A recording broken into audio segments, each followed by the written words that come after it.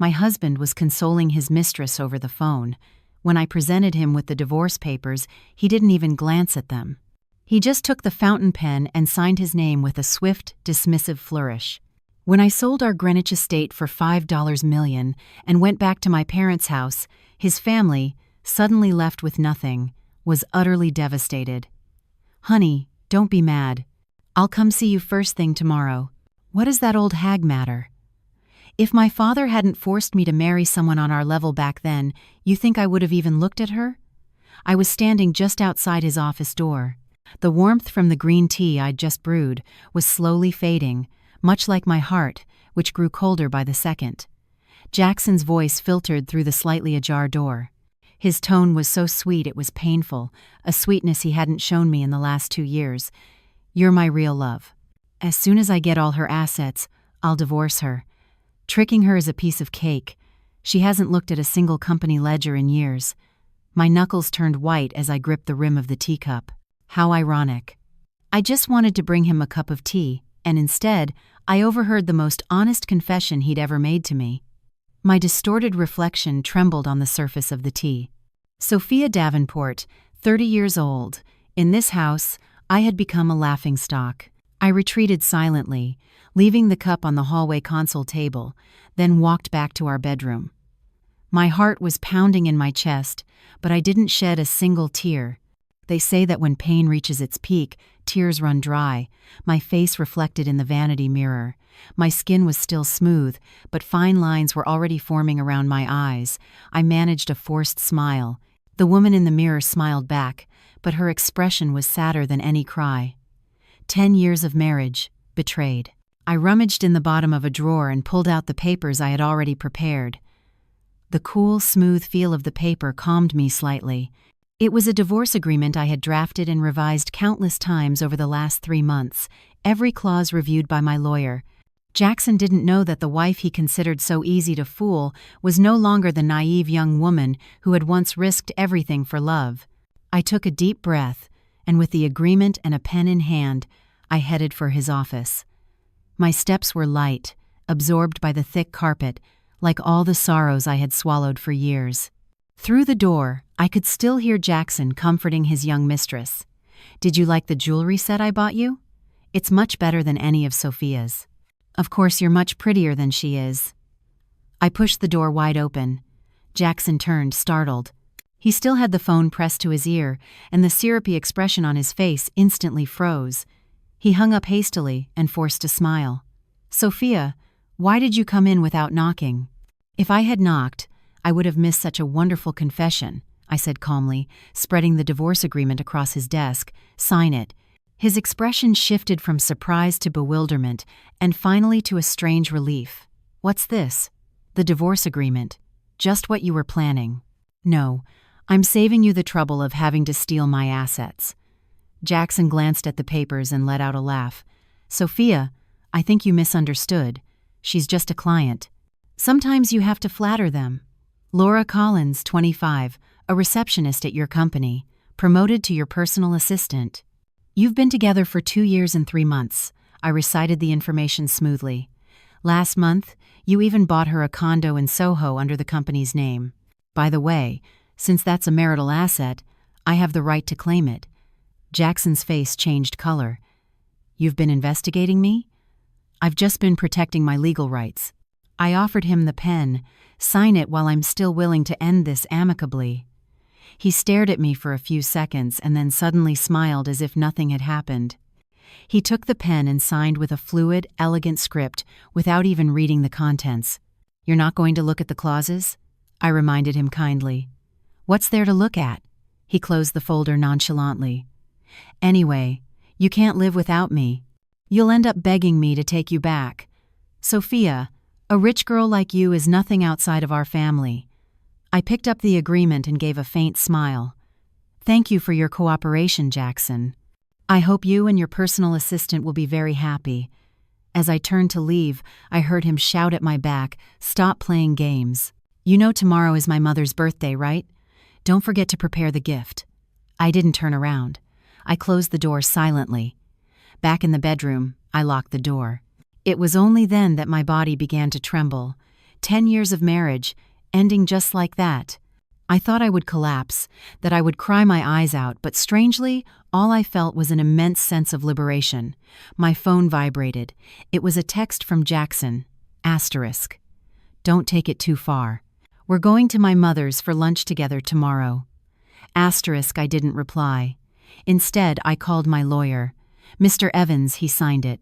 He did? Without even reading it? Yes. Perfect. I'll see you tomorrow morning. After hanging up, I opened the safe and took out a thick file. It contained all the evidence I had gathered over the past 2 years.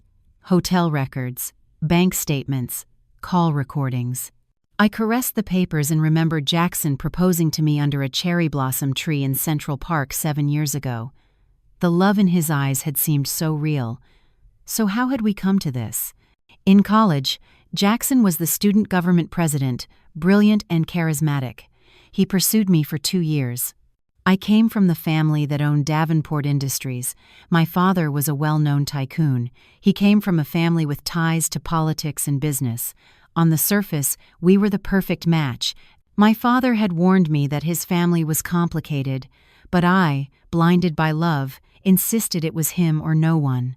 The first 2 years of marriage were sweet, until my father's company went through difficulties. My in-laws' attitude changed overnight. My mother-in-law started criticizing me for my rich girl airs, and Jackson became increasingly distant not because of work, but because of indifference.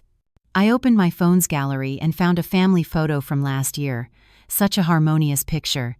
Me, elegant and serene. Jackson, handsome and distinguished. My in-laws, smiling. Who could imagine that the very afternoon after that photo was taken, Jackson left to meet Laura Collins? Outside, it had already grown dark. I stood up and started packing a small suitcase. I would leave first thing in the morning. This estate was in my name. It was a wedding gift from my father. After the divorce, it would remain mine. The thought of Jackson's face when he discovered the truth gave me a certain sense of anticipation. The phone rang again. It was my mother-in-law. Sophia, don't forget to order the signature roasted duck from that renowned restaurant in the Hamptons for tomorrow. Your father-in-law loves it. Yes, mother, I replied. Tomorrow was going to be an interesting day. When the morning light seeped through the curtains and hit my eyes, I felt disoriented for a moment, as if I were still in that self-induced sweet dream where my husband loved me, our marriage was happy, and my life was perfect. It wasn't until I saw the signed divorce agreement on the nightstand that I sat up with a jolt. My fingers unconsciously brushed over Jackson's extravagant signature. The ink was already dry, just like the love between us. The phone screen lit up, 7:15 a.m. 3 missed calls and 5 messages, all from Jackson. I swiped the screen. The last message had arrived 10 minutes ago. Asterisk, I don't remember what I said last night. I was drunk. Stop being angry. It's Mom's birthday today. I'll pick you up at 10. Asterisk, I let out a bitter laugh and tossed the phone aside. Jackson's typical strategy. Feign drunkenness. Act like nothing happened. I had seen that tactic countless times over the past 2 years. The woman in the mirror had slight dark circles under her eyes, but her gaze was surprisingly clear. I splashed cold water on my face, feeling a chill that seeped into my bones. From today on, I was no longer the Pierce family's daughter-in-law, nor an appendage of Jackson. I was Sophia Davenport again. The suitcase was open on the bed. I packed only essentials and valuables. I would have plenty of time to deal with the rest once I regained full possession of the estate. Jackson thought I couldn't live without him. He would soon find out how wrong he was. At 8 o'clock sharp, the doorbell rang. Through the security camera, I saw the familiar, sharp face of my best friend Claire. She was dressed in an impeccable pantsuit, holding 2 coffees. So, did the bastard sign it?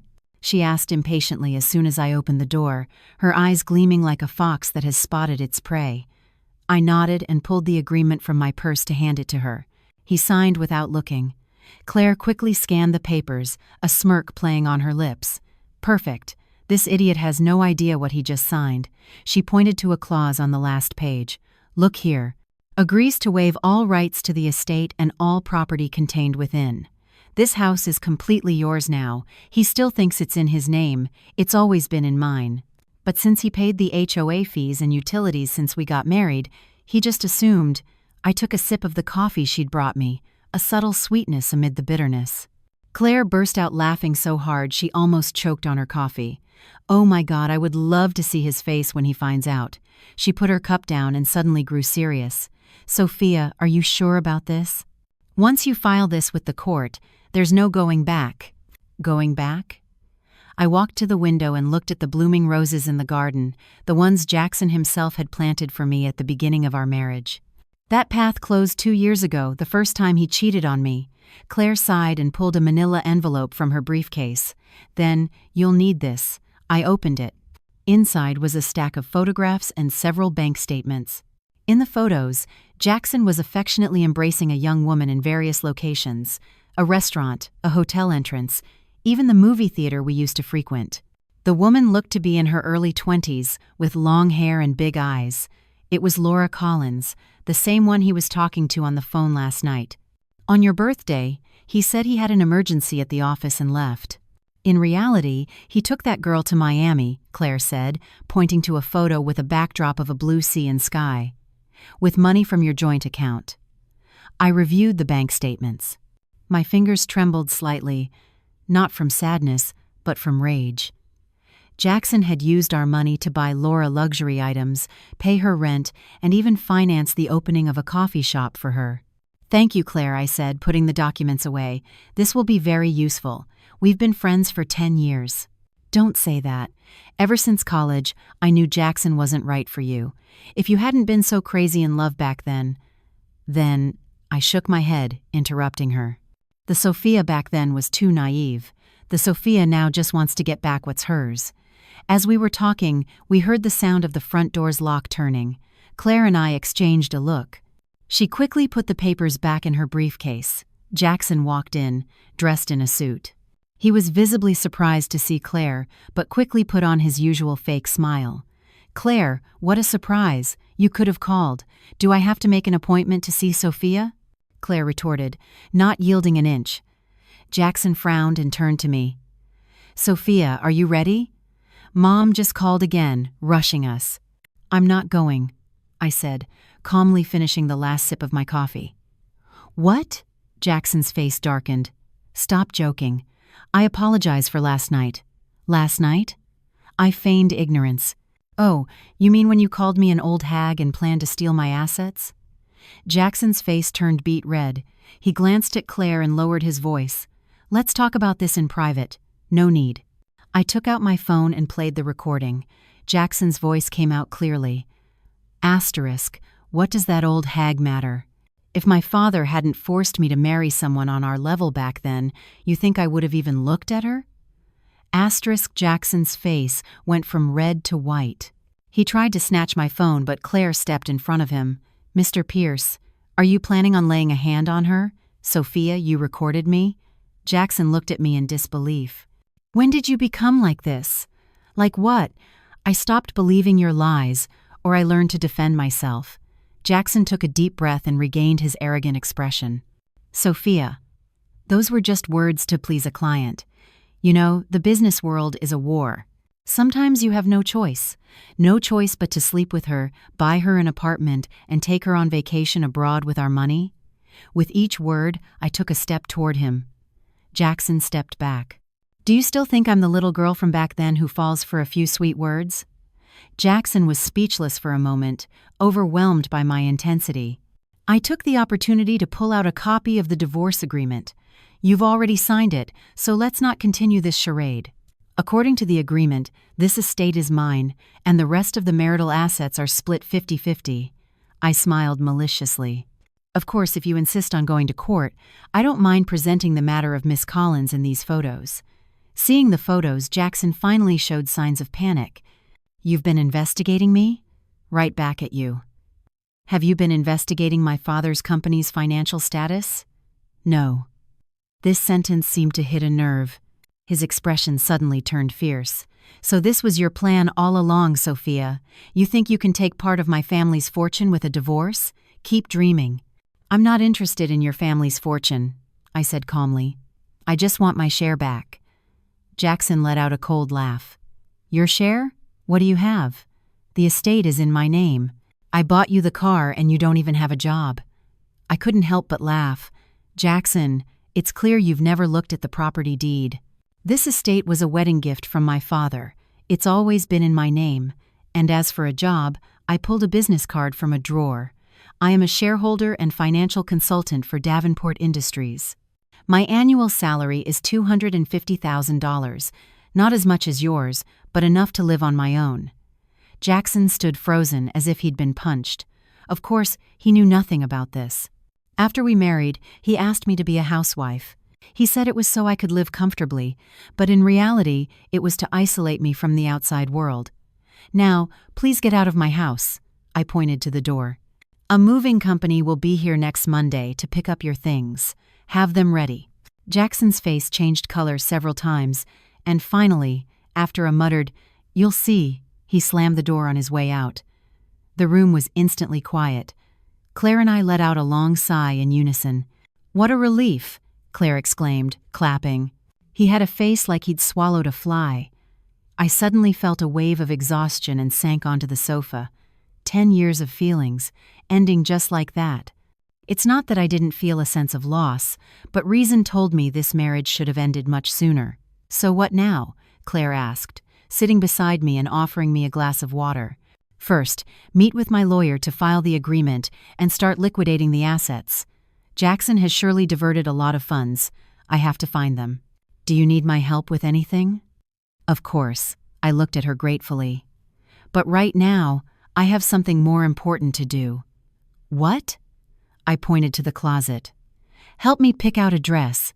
At 10 o'clock, I have to go to my mother-in-law's birthday party." Claire's eyes widened. "Are you crazy? After all that drama, you're going to his mother's birthday party?" "That's precisely why I have to go."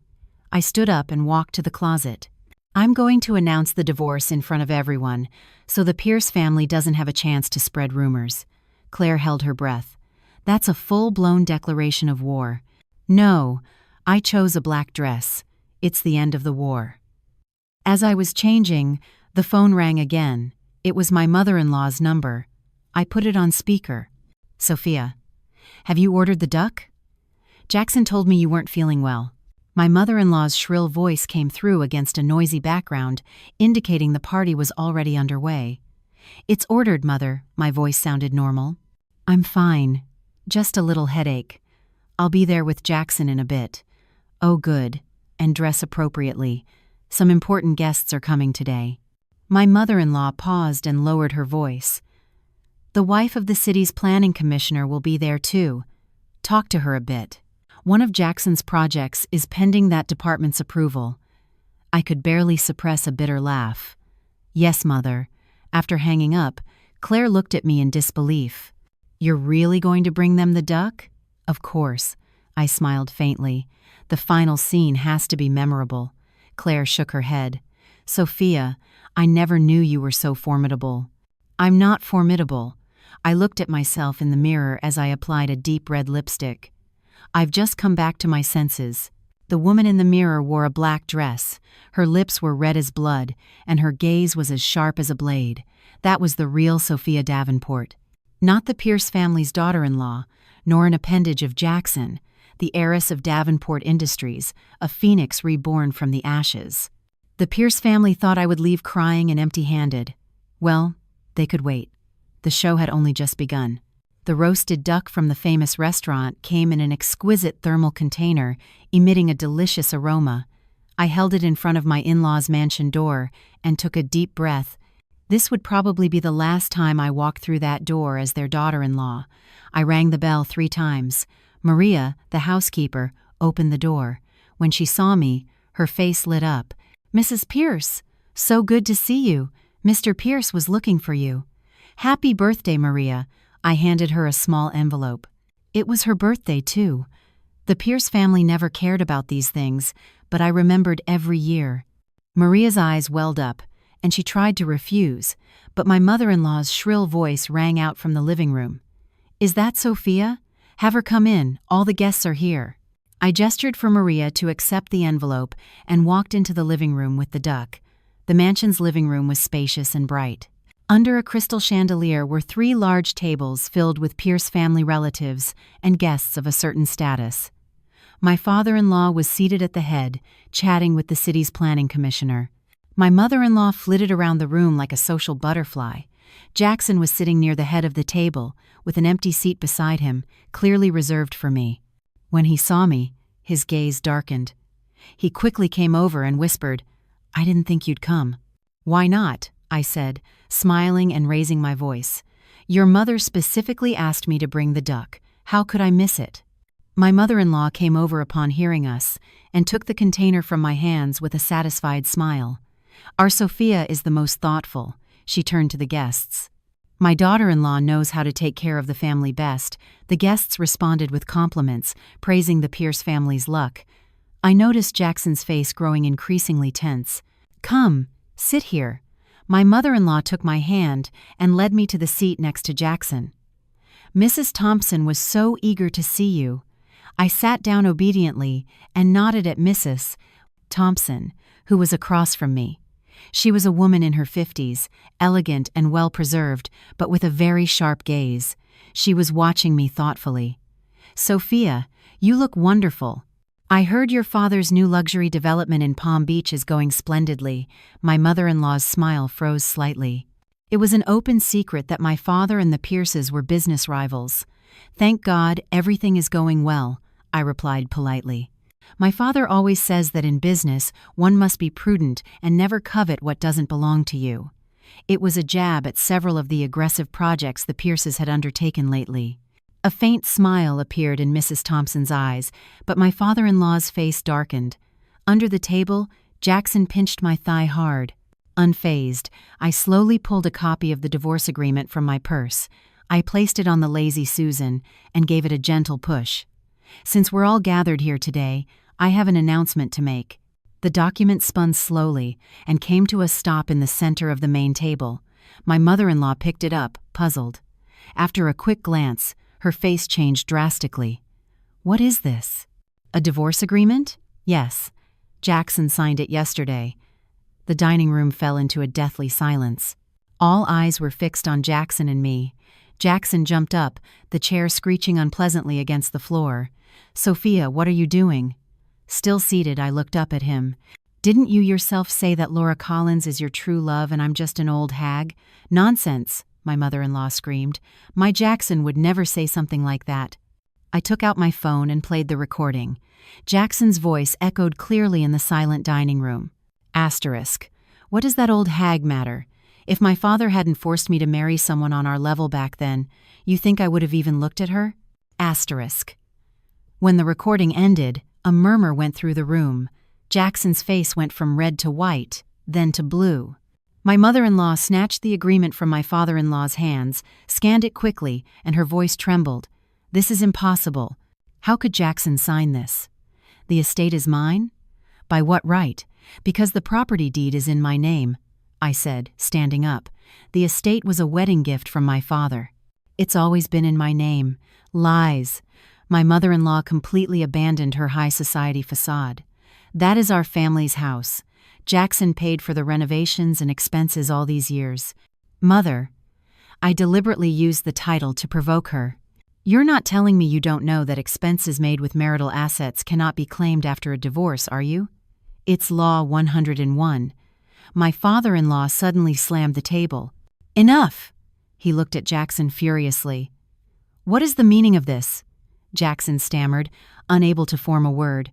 I answered for him. "Father-in-law, Jackson has been with Miss Laura Collins for over 2 years. He bought her a condo, set up a coffee shop for her, took her to Miami, all with money from our joint account. I took out the photos Claire gave me and scattered them on the table. Yesterday, when I asked for a divorce, he signed without reading. I suppose he was in a hurry to bring her into the family. The photos circulated among the guests, accompanied by whispers. Mrs. Thompson picked one up and commented ironically, "Mr. Pierce, your son has a good eye. The girl is a cutie." My father-in-law's face turned ashen. My mother-in-law, like a madwoman, lunged at me. "You bitch! You set a trap for my son." I stepped aside. She stumbled and nearly fell. Jackson caught her and shouted at me furiously, "Sophia, you tricked me." "Tricked you?" I laughed coldly. "It was you who, desperate to get a divorce, signed the agreement without reading. Now you're getting nervous when you find out the estate isn't yours. All of you, be quiet." My father-in-law's roar silenced the dining room. He took a deep breath, containing his anger, and addressed the guests. "I apologize. A family matter has ruined the evening. I will invite you all another day to make it up to you." It was a way of kicking them out. The guests stood up awkwardly and said their goodbyes. Only Mrs.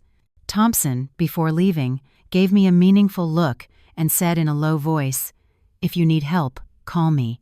When all the outsiders had left, my father-in-law grabbed Jackson by the shirt collar. "You idiot, how could you sign without reading?" "Dad, I didn't know she recorded me," Jackson stammered. "Is the recording the problem?" my father-in-law shouted. "The problem is that you got caught and humiliated." My mother-in-law rushed toward me, almost digging her nails into my face. "You ungrateful wretch.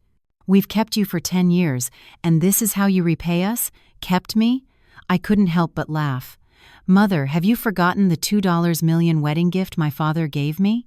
Have you forgotten how much help I've provided your family with my connections over the years?" I turned to my father-in-law. "Father-in-law, who helped you with that urban development project? The rezoning of the land?" My father-in-law's gaze wavered. He clearly remembered. "I had resolved it through a college classmate's father, who was the Undersecretary of Housing at the time. Well, if there's nothing else, I'll be leaving." I picked up my purse and headed for the door. "My lawyer will be in touch with Jackson about the proceedings." "You think you're just going to walk out of here?" Jackson ran to block my path. "The agreement is already notarized. My lawyer has a copy. By the way, according to Clause 7, you have 10 days to vacate the estate." My mother-in-law screamed hysterically, "In your dreams! That house is ours! Then we'll see you in court." I pushed past Jackson. "Though I don't think Miss Collins would like your relationship to be all over the papers, this sentence was like a bucket of cold water for the family." My father-in-law was the first to regain his composure.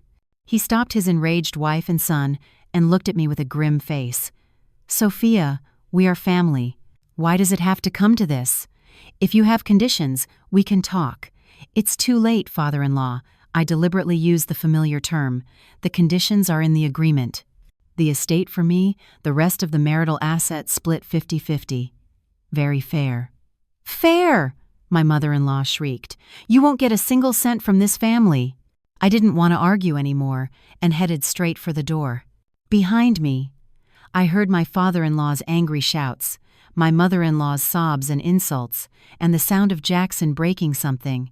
Maria was standing by the door with tears in her eyes. She silently offered me an umbrella. It started to rain.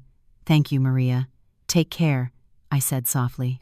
As I left the mansion, the rain was coming down hard.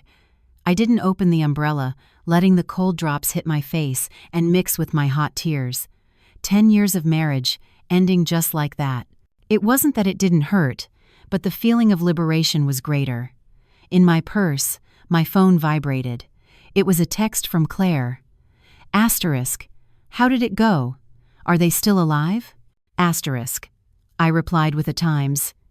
"Yes, Times," and called another number. "Detective Miller, it's me." "Yes, you can begin the full investigation, especially the financial transactions of the Pierce Corporation for the last 2 years. Yes, the sooner the better." After hanging up, I hailed a cab. As I got in, the driver looked at me in the rearview mirror. "Where to, ma'am?" I thought for a moment. "To the Davenport Industries headquarters, please." It was time to go home. An hour later, I was sitting in my father's spacious office, holding a cup of hot tea. My body was still trembling slightly. My father, standing in front of the picture window with his back to me, listened to my story in silence. "Are you really prepared to go all the way?" he finally said, his voice deep and resonant. "Dad, I have no other choice." I clutched the cup. Jackson didn't betray me once, but countless times. His family never considered me one of their own. My father turned around. His eyes held the sharpness I knew so well. I'm not asking you to back down. I'm asking if you're prepared for a total war. The Pierces won't make it easy for you." I put down the cup and stood up to meet his gaze. "I have proof of Jackson's infidelity and a divorce agreement signed by him. The estate is in my name. They can't take it from me."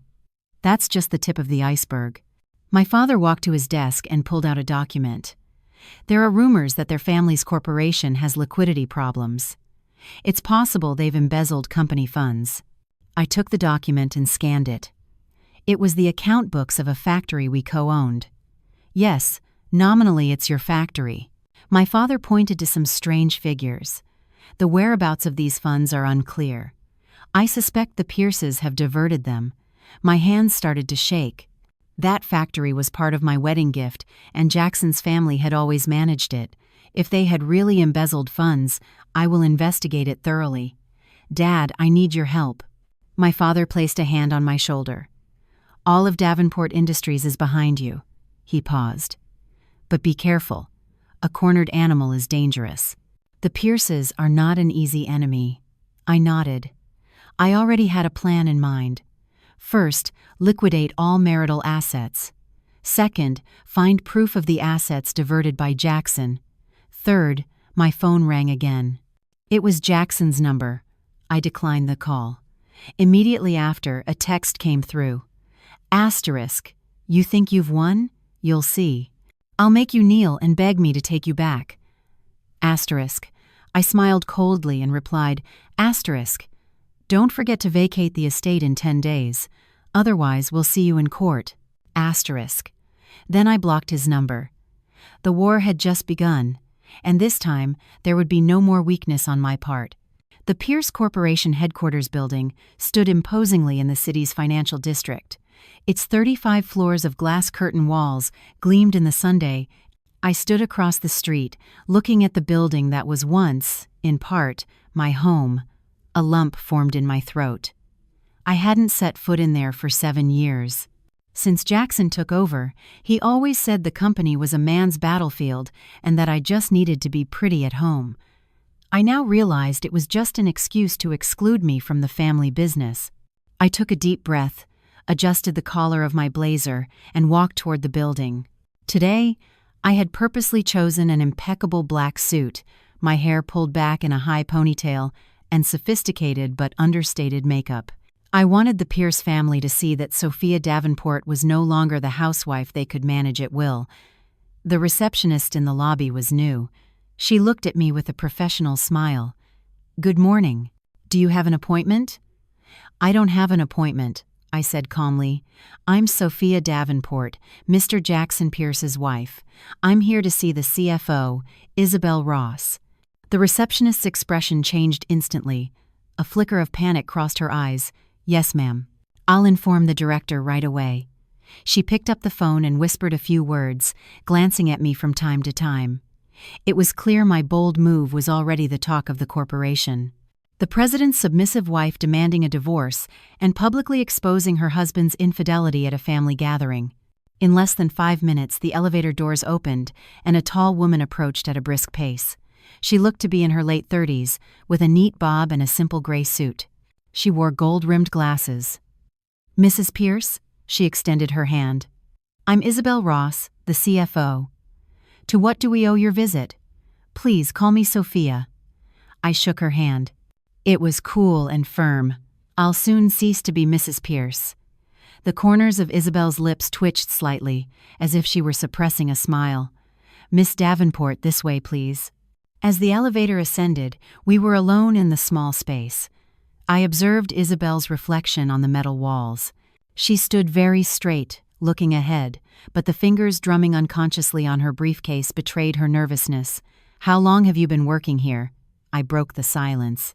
10 years and 4 months, she answered quickly. "Since Mr. Pierce took over the company." "Then you must know the company's financial situation well." Isabel turned to look at me. Behind her glasses, her eyes showed caution. "Miss Davenport, what is the purpose of your visit today?" "Just a routine visit," I smiled. "After all, after the divorce, I'll need to clarify my financial relationships with the Pierce family." The elevator stopped on the 28th floor, where the finance department was located. Isabel led me through the open-plan office. Dozens of eyes turned to us in unison, and whispers spread like ripples. I walked with my head held high and a smile, as if I didn't hear the comments like, "So that's her," or "How brave." Isabel's office was a glass cubicle. The blinds were half down, allowing a view inside but not a sound. She closed the door, lowered the blinds, and motioned for me to sit. "What would you like to drink? Coffee or tea?" "No, thank you." I got straight to the point. "Director Ross, I would like to see the financial reports for the last 2 years of the factory that Mr. Pierce and I co-own." Isabel's fingers drummed on the desk. "That requires Mr. Pierce's approval. Legally, I have the right to know the status of my assets." I pulled a document from my purse. "This is the stock certificate and a copy of my ID. 51% of that factory's shares are in my name." Isabel took the papers, examined them carefully, and looked troubled. "Miss Davenport, I understand your request, but the company has its procedures." Director Ross. I leaned forward and lowered my voice. "You know that Mr. Pierce is having an affair, right?" She was visibly startled. Her gaze flickered to the door. "I'm just the head of finance. I'm not interested in the president's private life. But you are interested in the company's financial situation, right?" I looked her straight in the eye. "Especially when the president is embezzling public funds to support his mistress." Isabel's pupils dilated slightly. Her breathing quickened. "Miss Davenport, that is a very serious accusation. That's why I came to ask you." I leaned back in the chair. "Director Ross, you've been here for 10 years. You know right from wrong. If there's really a problem in the company, do you think you can walk away unscathed?" The air in the office seemed to freeze. Isabel took off her glasses and cleaned the lenses with the edge of her blouse, clearly a gesture to buy time. When she put them back on, her expression was resolute. "Miss Davenport, there are indeed irregularities in the factory's books, but I need to protect myself." "I understand." I nodded. "Then, let's do this. Give me a secure way to contact you. When you want to talk, call me." Isabel hesitated for a moment, then took a business card from a drawer, wrote some numbers on the back, and handed it to me. "This is my personal number, but use it discreetly." I put the card away and stood up. "Thank you for your time, Director Ross. I hope we can talk again." As I left the finance department, I saw a young employee hiding behind her computer, secretly taking a photo of me. I smiled at her slightly. She startled and immediately lowered her phone. It seemed everyone in the Pierce Corporation was waiting for the outcome of this divorce war. The elevator reached the ground floor. Just as I was about to walk out the main door, my phone rang. It was from the management of my residential community. "Miss Davenport, sorry to bother you. A Mr. Pierce just tried to enter your property with a young woman. He says he's Mr. Pierce's friend and has his permission, but we've denied him entry." My heart skipped a beat. "I'm on my way right now." 20 minutes later, I arrived at the estate. From a distance, I saw a red sports car parked in front of the gate, the new car Jackson had bought last month in the company's name, as he said. The property manager approached me with a troubled look. "Miss Davenport, they insist on entering. They say Mr. Pierce gave them permission. Don't worry, I'll handle it." I patted his shoulder and walked to the door. My hands trembled slightly as I entered the code. As I opened the door, I heard a woman's laughter and the clinking of glasses from the living room. I followed the sound. Jackson and Laura Collins were sitting on the terrace, drinking champagne. Laura was even wearing one of my silk pajamas. "Ah, you're here." Jackson, far from being embarrassed, smiled smugly. "Just in time. Let me introduce you to Laura, my girlfriend." Laura leaned languidly against Jackson and gave me a provocative look. She was undeniably young and beautiful, fair skin, large, moist eyes, and long hair dyed a trendy ash brown. The pajamas she was wearing were ones I had bought last month and had barely worn. "Jackson," I said, containing my anger according to the agreement, "this house is now my private property. Bringing strangers here is trespassing." "Trespassing?" Jackson let out a loud laugh. "Wake up, Sophia. This house is mine. I've paid the HOA fees and the bills. The deed is in my name. I'm calling the police, I said calmly. Laura pouted and said in a cloying voice, Jackson, honey, didn't you say this old hag wouldn't dare challenge you? Jackson's face darkened. He stood up and walked toward me. Sophia, listen to me carefully. Laura likes this house, so she's going to live here. You leave peacefully. If not, what? I looked him straight in the eye. Are you going to hit me? Jackson raised his hand. I immediately pulled out my phone. Hit me. I'll record it and send it to the police and the press. Pierce Corporation president assaults his wife. How does that headline sound? His hand stopped midair. He finally clenched his fist and lowered it. Get out. This is my house. No, it's mine. I came to get some papers. As soon as I have them, I'll leave. You two continue enjoying yourselves. I deliberately took my time in the office, turning on my phone's voice recorder while pretending to look for documents. As expected, it didn't take long for Jackson and Laura to start arguing in the living room. Why is that woman so arrogant? Didn't you say she did whatever you asked? Laura's voice sounded tearful. Honey, calm down, Jackson comforted her. That house will be ours soon. My father has already hired a lawyer. That agreement is invalid.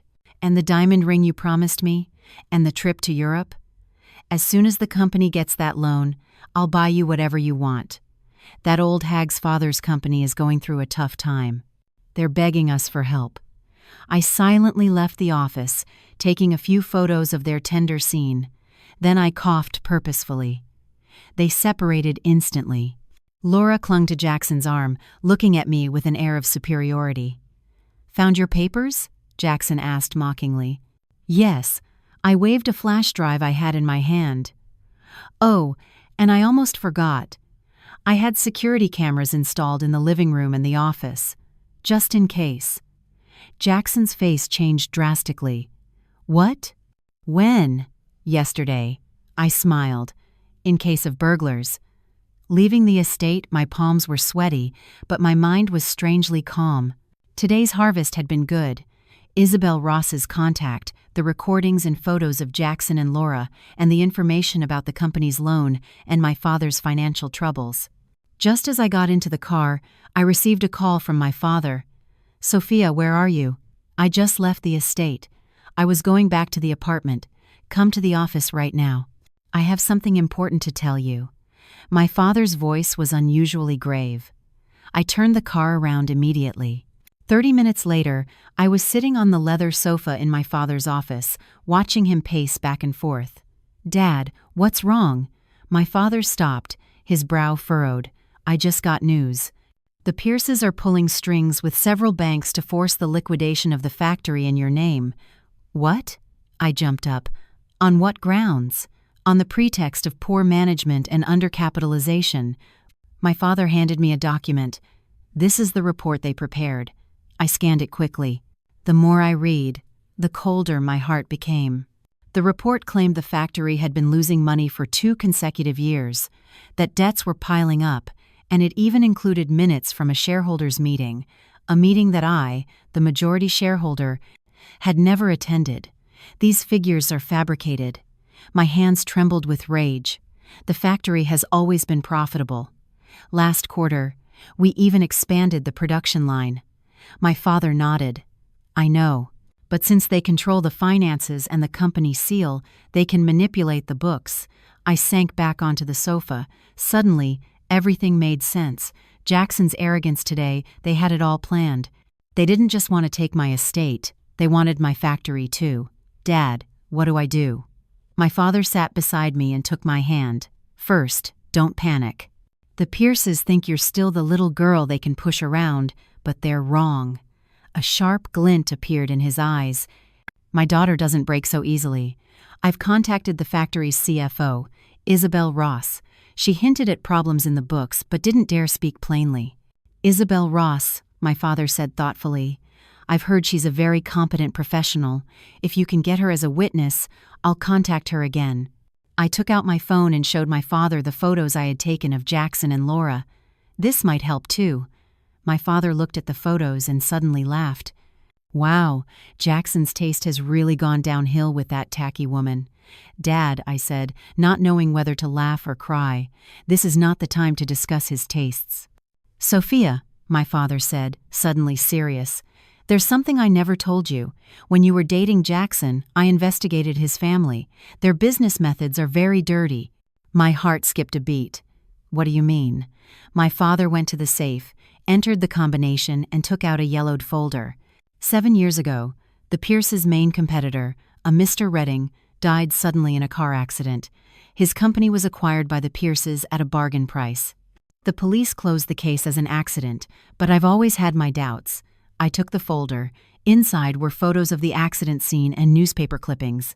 Mr. Center Sexident, Adder Center 7-inch paper clippings. Redding's car had gone off a cliff and was burned beyond recognition. Dad, are you saying it was murder? It's just a suspicion, my father sighed. But the Pierces are capable of anything for money. Now that you've openly confronted them, you have to be very careful. I clutched the folder. I suddenly felt a chill. Did Jackson know how much I knew? Would he be capable of hurting me to protect his company and his fortune? I'll be careful, I stood up. Dad, I need a team of lawyers and a private investigator. My father nodded. They're already on standby. Mr. Evans and his team will be here tomorrow at 10. As for the investigator, he handed me a business card. This Mr. Miller is trustworthy. He's a retired police chief. I took the card and suddenly remembered something. Dad, you said the Pierces pulled strings with several banks. Which banks? My father mentioned several names. One of them particularly caught my attention. It was the bank where Laura Collins's father was a vice president. Everything fit together. Jackson wasn't with Laura Collins just for her looks, but for her father's banking connections, and his plan to seize my factory was likely a long-brewing conspiracy. When I left my father's office, it was already dark. The city's neon lights blurred in the rain, just like my confused thoughts. The divorce was no longer just a matter of a broken love.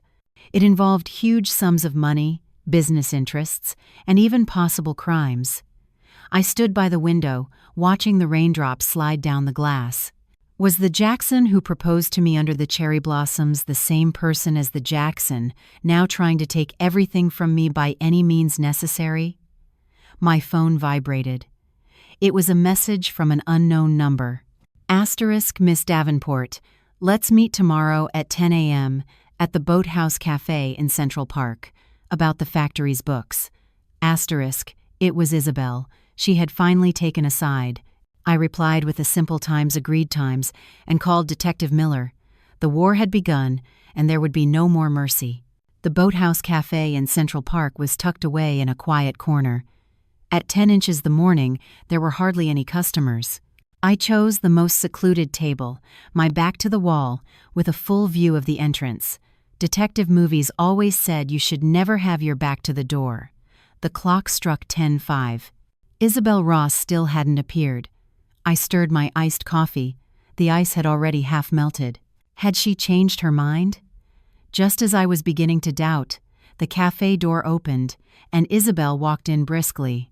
Today, she wasn't wearing a suit but a simple gray t-shirt and jeans. Her hair was in a messy ponytail, and she wore black-rimmed glasses. She looked like a college student.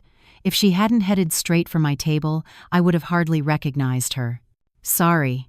I circled a couple of times, she said in a low voice, placing a bulky briefcase on the chair beside her and looking around cautiously. No one followed me. I pushed the iced latte I had ordered for her closer. Relax, we're safe here. Isabel took a sip. Her fingers trembled slightly. Miss Davenport, I took a great risk coming to see you. I know, and I appreciate it. I looked her straight in the eye. You've decided to tell the truth. Isabel took a deep breath, pulled a manila envelope from her briefcase, and pushed it toward me. This is a copy of the factory's real ledgers. The records for the last 2 years are completely different from the official version you've seen. I opened the envelope. Inside was a thick stack of printed financial reports. The dense columns of numbers made my head spin, but even without a finance background, I could see the problem. The real books showed the factory had been consistently profitable, while the Pierce's report showed losses. They've been keeping 2 sets of books. My heart pounded as I flipped through the documents. Not only that, Isabel whispered. Mr. Pierce has diverted nearly $20 million from the factory to a shell company account under the Pierce Corporation and fabricated evidence of losses to prepare for a bankruptcy filing. My fingers unconsciously tightened on the paper. That's a crime. There's more. Isabel leaned closer. She smelled of a subtle jasmine perfume. The Pierce Corporation has been cooking its books for the last 2 years, inflating profits to obtain bank loans. Laura Collins's father, the bank's vice president, has mediated many of those illegal loans. An idea flashed through my mind, so Jackson wasn't with Laura Collins just for her looks. A cold smile appeared on Isabel's lips. Mr. Pierce never does business that doesn't benefit him. How could a simple receptionist become his personal assistant in half a year and suddenly own a condo and a car? I turned to the last page of the document and found a combination of numbers and letters written by hand. It looked like a code. What is this? The account number and password of that shell company, Isabel said, her voice barely a whisper. I found it using my access privileges. All the money flow is there. I looked up at her. There were fine beads of sweat on her forehead. Why are you helping me? This is very dangerous for you. Isabel was silent for a moment, then took off her glasses to clean them. I've worked for the Pierces for 10 years. I went from a simple accountant to CFO. And you know how they treat me? She smiled bitterly. Last year, I was diagnosed with a fibroid and asked for a month's leave. Mr. Pierce told me to either come back in a week or not at all. She put her glasses back on. A determined light shone in her eyes. Besides, I'm a finance professional. Cooking the books goes against my professional ethics. If the Pierce scandal breaks, as CFO, I'll be the first to go to jail. I took her hand. I felt the cold in her fingertips. Thank you, Isabel. I won't let you take this risk alone. What are you going to do now? She asked. First, save the factory. I put the documents away. Then I'll make the Pierces pay for everything they've done. Isabel nodded and took another flash drive from her purse. Here's more evidence, including the emails between Mr. Pierce and senior bank officials. Keep it safe. Just as I was about to take it, the cafe door suddenly opened, and a burly man in a black suit walked in. Isabel's body visibly tensed. Her fingers clung to her coffee cup. Do you know him? I asked quietly. He's the head of security for the Pierces. Mike Sullivan, she said almost through gritted teeth. Sullivan scanned the cafe. I pretended to look at my phone. Out of the corner of my eye, I saw him walking in our direction. My heart raced. Go to the restroom, I told Isabel quickly. I'll handle this. Isabel grabbed her briefcase and hurried to the restroom. Sullivan stopped in front of my table. Have you seen a woman in a gray t-shirt, short hair, with glasses? He asked in a rough voice. I looked up and feigned surprise. Is something wrong? He looked at me suspiciously, then narrowed his eyes. Wait a minute. You're Sophia Davenport, mister? Pierce's ex-wife. Not ex-wife, but soon-to-be ex-wife, I corrected him calmly. Did Mr. Pierce ask you to follow me? Sullivan's face changed. No, I'm looking for a company employee. Then don't interrupt my coffee, I said coldly, unless you want me to report you to the police for harassment. He hesitated for a moment and finally turned to search another part of the cafe. I immediately sent a message to Isabel. Asterisk, leave through the back door now. Stay in touch. Asterisk. 5 minutes later, I received her reply. Asterisk, I'm out safely. Be careful with Sullivan. He's the Pierce's trusted man. Asterisk, I paid and left the cafe. After walking around a bit to make sure no one was following me, I took a taxi to my father's office. My father was in a meeting. I waited for half an hour in his office. During that time, I carefully reviewed the documents Isabel had given me. The more I read, the more shocked I became. Jackson had not only embezzled funds from the factory, but had also forged my signature to mortgage the factory for a loan, and all that money had gone to the Pierce Corporation. So, you've seen the problem. My father walked in, followed by the company's legal counsel. It's much more serious than I thought. I handed them the documents. Jackson forged my signature to mortgage the factory. Mr. Evans, the lawyer, scanned the documents, his frown deepening. "This is a clear case of fraud and embezzlement. We can file a criminal complaint, but we need more evidence." My father sat down, his face grim. "The Pierces have a lot of connections in this city. This alone might not be enough to take them down. There's more." I took out the flash drive Isabel gave me. It includes proof of their collusion with the bank. Mr. Evans plugged in the flash drive. The three of us reviewed the contents. The emails showed that Jackson and the bank's vice president had met secretly several times to discuss how to circumvent regulations to obtain loans. One email in particular caught my attention. Jackson explicitly mentioned that he would take care of the little problem at the factory, implying he would force me to give up my shares. "This is sufficient proof of a crime," Mr. Evans said excitedly. "We can immediately request a freeze on the factory's assets to prevent them from diverting more funds." "No, wait," I thought for a moment. "I want to know why the Pierces need money so urgently." "Dad, did you mention they were trying to win the South Side Urban Development Project?" My father nodded. "The new South Side residential area. That land is worth hundreds of millions. The Pierces have already invested a large initial sum. If they lose the final bid, their funding chain could break. An idea struck me like lightning, so they want to mortgage the factory to get more loans to finance that project. It's very likely," Mr. Evans agreed, "and time is running out. The bidding is in 2 weeks." I stood up and paced around the office. "Then we'll act the day before the bidding. Let them invest all their money. And then we'll expose the financial fraud and have the bank recall the loans," my father continued, a glint of approval in his eyes. "They'll face a broken funding chain and a legal process at the same time. But it's risky," Mr. Evans reminded us. "If the Pierces get the project first, they could find new sources of funding." I shook my head. "As far as I know, the city's planning commissioner, Mr. Thompson, is in charge of that project, and he has a good relationship with my father." My father smiled slyly. "Thompson owes me a favor. From 15 years ago. That land was originally his family's. The plan was set. Mr. Evans would prepare the legal documents. My father would contact Mr. Thompson to get details about the project, and I would start creating public opinion. That evening, I met with some college friends. They were all well-known figures in the local high society and well-informed. I dressed carefully, in a simple black dress, not too flashy nor too pitiful, projecting the image of a betrayed but strong woman. "Sophia," Claire greeted me at the restaurant entrance with an exaggerated hug. "You look spectacular."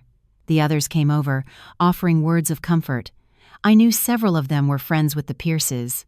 They would undoubtedly report our conversation back to them, which was exactly what I wanted. During dinner, I deliberately avoided talking about the divorce. Only when asked directly did I say lightly that Jackson had found another woman and we had separated amicably. "Amicably?" Claire said, raising her voice on purpose. "That bastard moving his mistress into your estate is an amicable separation?" I feigned embarrassment and lowered my head. "Well, the estate is an issue, but I trust the law will do justice." "I heard the Pierces are going to sue you," said a friend named Sandra, whose husband was Jackson's golf partner. "They say you tricked Jackson into signing an unfair agreement." I smiled bitterly. "He signed the agreement himself, and it was notarized in the presence of a lawyer." "Unfair?" I opened my phone's gallery and showed the photos of Jackson and Laura drinking champagne on our terrace. "Isn't this what's unfair?"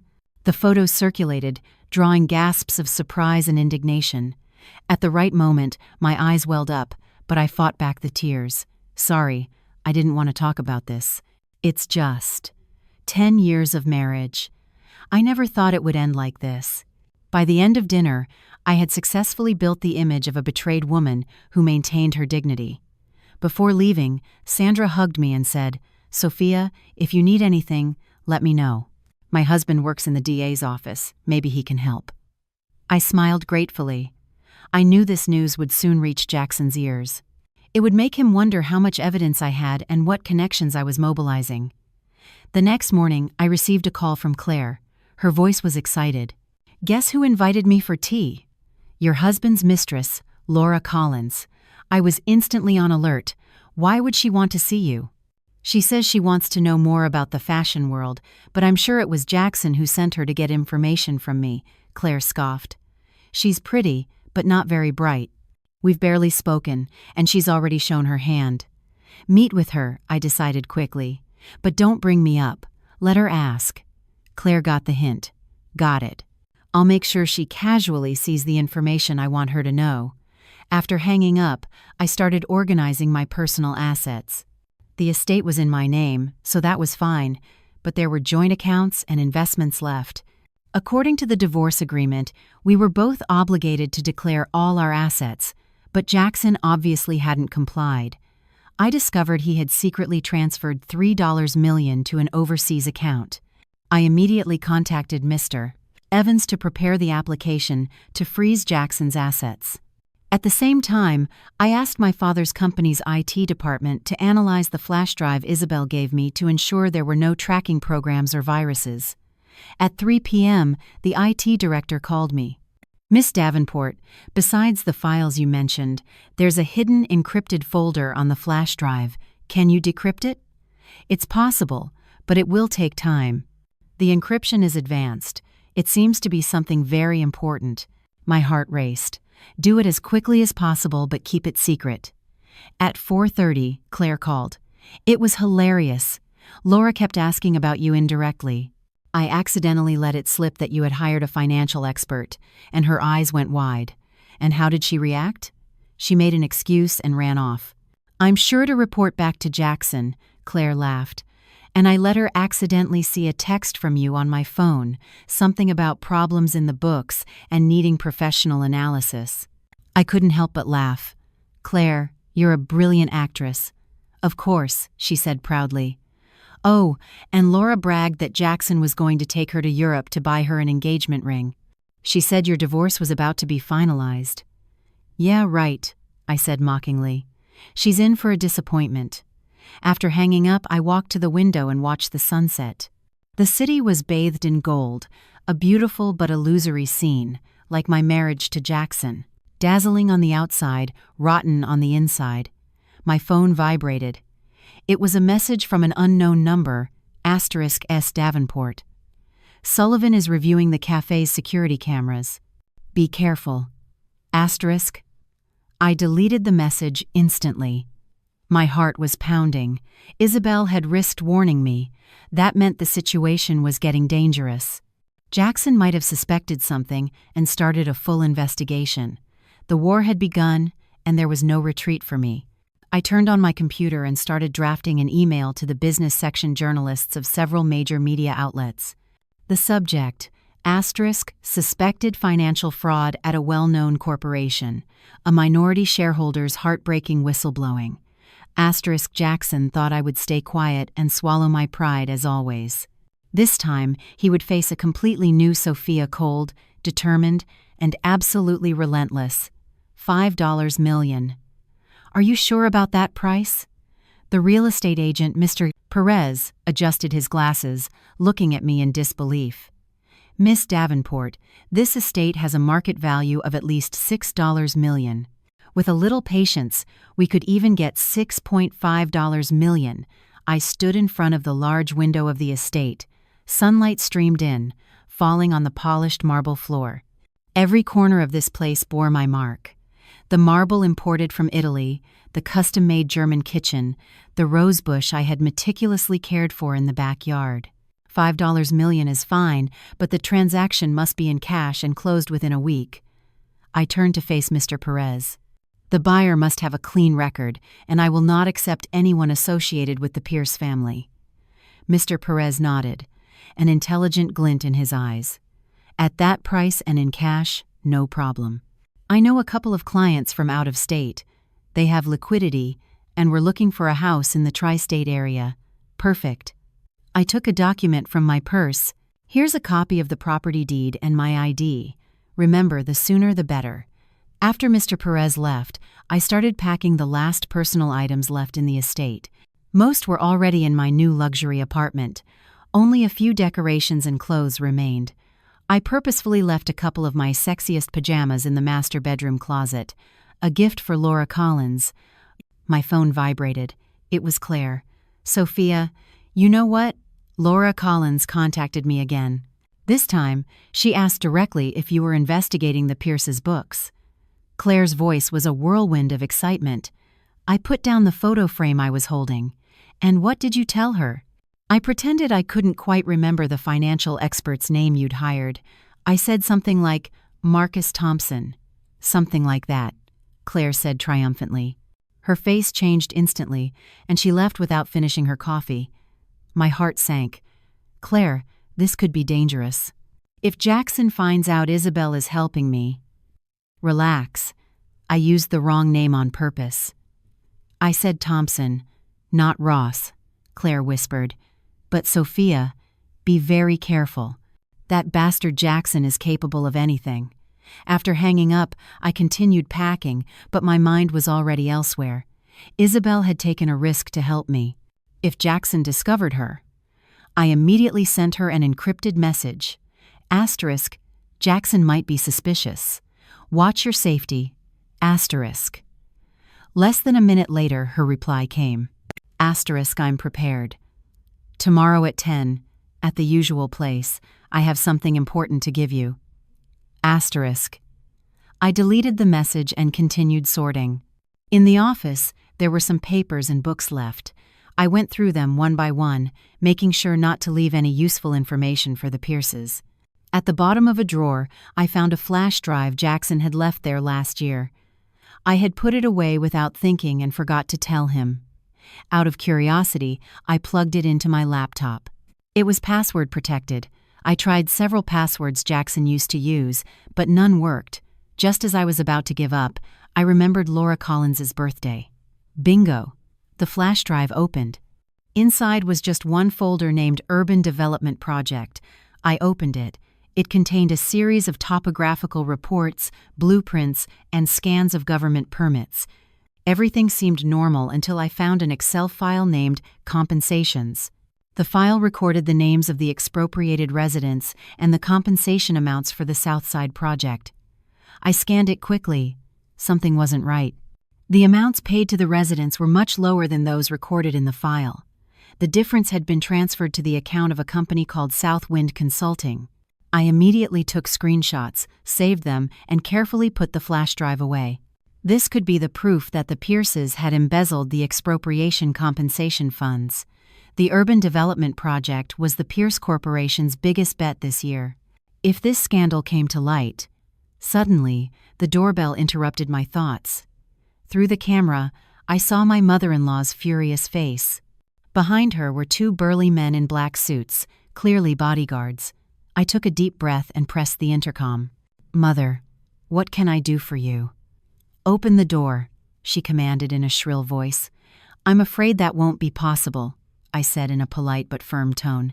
If you've come to pick up Mr. Pierce's things, please have him come himself on the date stipulated in the agreement. My mother-in-law's face turned red with anger. Sophia, you dare to sell my family's estate? Who gave you the nerve? News travels fast, I thought mockingly. The estate is my private property. The deed is in my name. I have every right to dispose of it. Lies. That is our family's house. My mother-in-law pounded on the door hysterically. The renovations, the expenses, Jackson paid for everything. Don't you dare sell it. I slid an envelope under the door.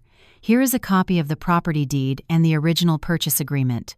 The estate was bought by my father in cash before my wedding, as my separate property. The renovation expenses came from our joint account, so they are considered marital expenses. Any other questions?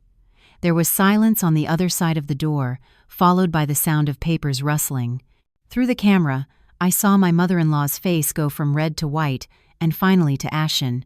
You, her voice trembled, you planned it all from the beginning. You tricked my son into marrying you to steal our fortune. Mother, I deliberately used the title to provoke her. Who was it that insisted on this marriage in the beginning? The one who said the heiress of Davenport Industries was the perfect match for the son of the Pierces? Isn't it ironic that you're now accusing me of marriage fraud? My mother-in-law, furious, turned to the bodyguards. Break down the door. I immediately took out my phone. I'm calling 911. Are you going to commit a crime of breaking and entering? The two bodyguards hesitated. One said something to my mother-in-law. She glared at the camera. "Sophia, you'll see. This isn't over." As I watched their furious backs retreat, I let out a long sigh, but my heart was still pounding. This was just the beginning. The Pierces wouldn't give up so easily. The next morning, I arrived at the Boathouse Cafe half an hour early. I chose the most discreet corner, my back to the wall, with a full view of the entrance. At 9:55, Isabel arrived hurriedly.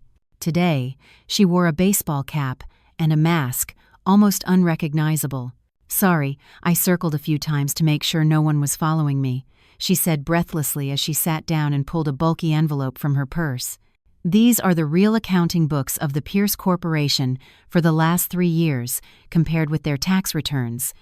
They've been inflating profits to get loans, and at the same time hiding income to evade taxes. The amount exceeds $80 million. I took the envelope. It was heavy. This alone could send them to jail. "Not only that," Isabel whispered. "In the urban development project, they bribed at least 5 officials, including Laura Collins's father." She paused, "And Mr. Proster Malin and Ender too, Axe lettering 7. Pierce may be involved in money laundering." My heart skipped a beat. "Do you have proof?" Isabel nodded and played a recording on her phone. Jackson's voice came out clearly. "Transfer that $20 million to the Hong Kong account, then wash it through an art auction. Yes, just like last time." "This recording is from 3 months ago," Isabel said, stopping the playback. "I recorded it to protect myself. I never thought it would come to this." "You've taken too much of a risk." I took her hand. "If Jackson finds out, I've already resigned," Isabel said with a bitter smile. "I submitted my resignation yesterday for health reasons." Sullivan was constantly watching me, but I had everything prepared. I had already taken out all the important documents. I felt a pang of guilt. "I'm sorry. It's because of me. It was my choice." Isabel's gaze was resolute. "I've seen too many dirty things in the Pierce's company over the years. My conscience was bothering me. Now I can finally sleep peacefully." We agreed on how to stay in touch, and Isabel left quickly. I stayed in the cafe, scanning the documents she had given me. The more I read, the more shocked I was. The Pierce business empire was built on endless illegal activities. If revealed, not just Jackson, but the entire corporation could collapse. My phone vibrated. It was Mr. Perez. "Miss Davenport, good news. A client from Beijing is willing to pay the $5 million in cash. We can sign the contract today. His record is clean. No connection to the Pierces? No problem. He's a tech entrepreneur who just expanded his business to New York. He doesn't know the Pierces at all." We arranged to sign the contract that afternoon at a lawyer's office. After hanging up, I immediately called Mr. Evans to prepare the papers and investigate the buyer. At 3 p.m., the buyer arrived on time. He was a refined-looking man in his 40s, with the last name Wang. He came with his secretary and a team of lawyers. The contract signing was smooth, and the $1 million deposit was transferred to my account on the spot. "Miss Davenport, why are you selling in such a hurry?" Mr. Perez asked curiously after the signing. "This estate has an excellent location and magnificent quality." "Personal matters," I replied with a smile. "Mr. Wang, you can rest assured. This property has no disputes and the ownership is clear." Leaving the office, I called my father to inform him of the sale. "So quickly," my father said, a little surprised. "Do the Pierces know?" "My mother-in-law came to make a scene yesterday, but she couldn't do anything to me," I said mockingly. "The deed is in my name. They can't do anything." "Be careful of a cornered animal," my father reminded me. "The Pierces won't admit defeat easily." "I know." I checked the time. "Dad, I'm going to see Mr. Evans to discuss Isabel's evidence. We'll talk in detail tonight at home." Mr. Evans's office was in an old, discreet but secure office building downtown. For 3 hours, we organized the materials provided by Isabel and devised a perfect legal strategy. "With this evidence, we can deal a heavy blow to the Pierce Corporation," Evans said, adjusting his glasses, "but we must choose the right moment for maximum impact. How about the day before the urban development project bidding? I suggested.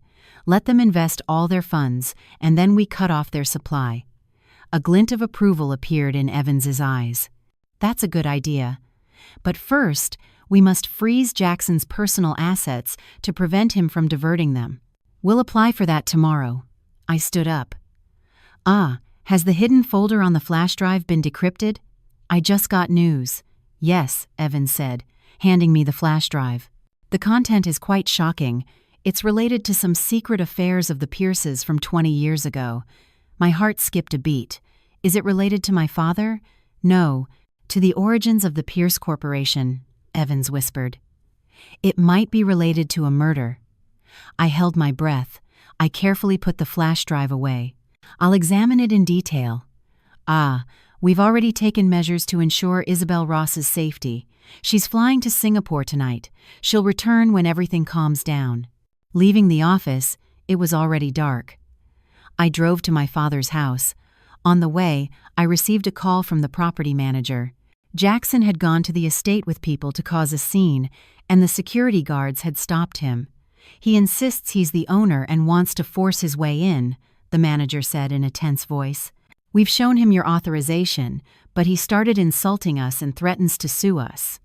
Call the police, I instructed him calmly. The estate is already sold. If he continues to cause trouble, it's a crime of public disturbance. After hanging up, a smile formed on my lips. It seemed Jackson was finally realizing the gravity of the situation. But it was too late. Dinner at my father's was as sumptuous as ever, but I had no appetite. My mind was absorbed by the contents of the flash drive. After dinner, my father took me to his study and closed the door. Have you seen it? He asked quietly. I nodded and opened my laptop. According to this file, the Pierces may have been involved in a murder 20 years ago when they acquired Mr. Redding's company. My father looked at the screen, his face grim. Redding's car accident. I always suspected it wasn't an accident. The file detailed how my father-in-law had planned the accident, bribed the investigator, and even recorded the money transfers to the hitman. With this evidence, we can put your father-in-law in jail, Sophia. This is much more dangerous than we thought. My father closed the laptop. The Pierces will do anything to cover up this secret. That's precisely why we must reveal it, I said firmly. Not just for me, but for all the victims of the Pierces. My father sighed and took a pistol from the safe. Take this with you just in case. I looked at him, surprised. Dad, I don't need it. Take it. He placed it firmly in my hand. The Pierces are not people to be trifled with. Starting tomorrow, I'm assigning you a bodyguard. I reluctantly accepted the pistol, but a sense of unease washed over me. This fight was escalating to a level I hadn't anticipated. The next morning, I had just arrived at the office when I received a call from Mr. Evans. The court has approved the request to freeze all of Jackson's personal assets and those of the Pierce Corporation. They can't move a single cent now. Fantastic, I exclaimed. How did they react? Jackson just received the notification and is beside himself, Evans said with a contained laugh. He's threatening to sue us, but he has no evidence in his favor. After hanging up, I immediately sent an encrypted message to Isabel, *phase 1. Success. Stay safe. *. Less than 10 minutes later, my phone rang. It was Jackson. I took a deep breath and answered. Sophia, his voice was distorted with anger. You dare to freeze my assets? It's a legal procedure approved by the court, I replied calmly. If you have objections, file an appeal. You bitch, you think you can sink me with this? He roared. I'm warning you. Withdraw the lawsuit right now. If not, I said mockingly, you're going to kill me? Like your father did to Mr. Redding? There was a dead silence on the other end of the line. A few seconds later, Jackson's voice turned icy. Do you know what you're playing with? I know perfectly well, I said, emphasizing each word. Jackson, the game has just begun. After hanging up, my hands trembled slightly, but my mind was strangely calm. The secret on the flash drive, the urban development project scandal, the financial fraud and tax evasion, the Pierce's sins were piling up in my hands, one by one. I walked to the window and looked out at the city. I was once the woman who silently supported Jackson from the shadows. Now, I was going to push his business empire and his family's into the abyss with my own hands. The estate was sold. The asset freeze was in effect. Now all that was left was to wait for the urban development project bidding. That would be the perfect moment to launch my total counterattack. My phone vibrated. It was a message from Mr. Perez. Asterisk. Full purchase amount transfer received. Total $5 million. Asterisk, I replied. Asterisk. Perfect. Proceed with the title change immediately. Asterisk. Seeing the new figures in my bank account, a faint smile appeared on my lips. Asterisk, Jackson, you underestimated the old hag you despised. Now it's your turn to taste despair. Asterisk. The glass door of the IRS building reflected my slightly pale face. I took a deep breath and walked in. The lobby was crowded, but I went straight to the whistleblower's window. I took a thick envelope from my briefcase. Good morning. I'm here to report a serious case of tax evasion. The official looked at me and took the envelope. Name and contact, please. Sophia Davenport. I handed him my ID. This is my lawyer's card. You can contact him directly. Inside the envelope were the real accounting books of the Pierce Corporation and their tax returns, provided by Isabel. Every discrepancy was marked in detail. In the last 3 years, the Pierce Corporation had hidden over $80 million in income and evaded nearly $30 million in taxes. Leaving the IRS, I headed to the Securities and Exchange Commission, SEC. There, I submitted evidence of the Pierce Corporation's financial fraud, fraudulent loans, and Jackson's insider trading. Finally, I went to the Department of Justice's Public Integrity section and submitted the evidence of bribery in the urban development project. When I left the DOJ building, it was noon.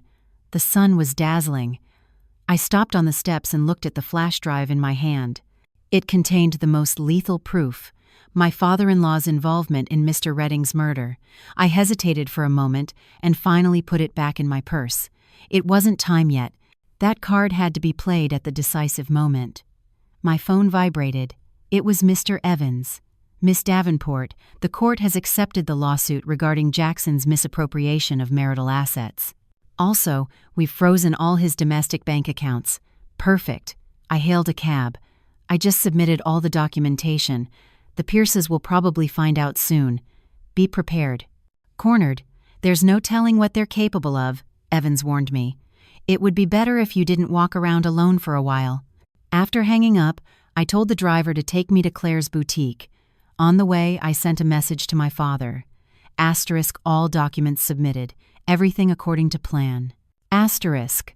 Claire's boutique was in a luxury shopping center downtown. She mainly sold designer clothes. When I walked in, she was helping a client with a new dress. When she saw me, her eyes lit up. She quickly dispatched the client and took me to the back room. So? She asked impatiently as soon as she closed the door. All done. I sank onto the sofa. I suddenly felt exhausted. IRS, SEC, DOJ. The Pierces are going to be busy. Claire poured me a glass of water and clapped excitedly. Brilliant. I'd love to see Jackson's face right now. I don't think it'll be very pleasant, I said with a bitter smile. Ah, has Laura Collins contacted you again? Yes, she texted me yesterday to have tea, Claire said, pouting. Surely to get information from me. I didn't reply. I thought for a moment, swirling the cup in my hands. Keep ignoring her. When the Pierces go down, she'll be the first to run. As we were talking, the noon news started on the store's TV. Suddenly, a headline at the bottom of the screen caught my attention. Asterisk breaking news. Pierce Corporation under SEC investigation for suspected financial fraud. Asterisk. Claire and I stared at the TV, dumbfounded. That was fast. I filed the complaint this morning, and by the afternoon, it's already news. The image changed to the Pierce Corporation headquarters. A reporter was speaking to the camera. Shares of the Pierce Corporation plummeted this afternoon, hitting their trading limit. It is rumored that the company's president, Jackson Pierce, is involved in illegal activities such as embezzlement and insider trading. My phone started vibrating nonstop, flooded with messages. My father, Mr. Evans, even college friends I barely spoke to. The most striking was a message from an unknown number. Asterisk, Sophia, you are truly ruthless. You'll see. J asterisk, I deleted the message. A mix of emotions washed over me.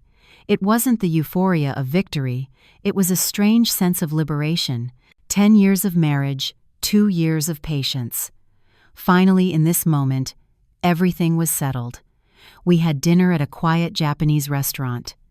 Just as Claire and I had ordered, Mr. Evans called again. Miss Davenport, great news. The Urban Development Project just announced a temporary suspension of the bidding process. All participating companies will have to undergo a new audit. I almost choked on my water. So fast? It's a direct order from Commissioner Thompson, Evans said, his voice filled with suppressed excitement. The hundreds of millions the Pierces invested initially have gone down the drain. After hanging up, I couldn't help but laugh. More good news? Claire asked curiously. The Pierces' urban development project has been cancelled. They've lost all their invested money. I poured her a glass of sake. This calls for a toast. Just as we were about to clink glasses, my phone rang again. This time, it was my father. Sophia, where are you? Something serious has happened with the Pierces. I'm having dinner with Claire. What happened? Your father-in-law had a heart attack and was taken to the hospital. He's in critical condition. My father's voice was unusually grave. The press is already surrounding the hospital.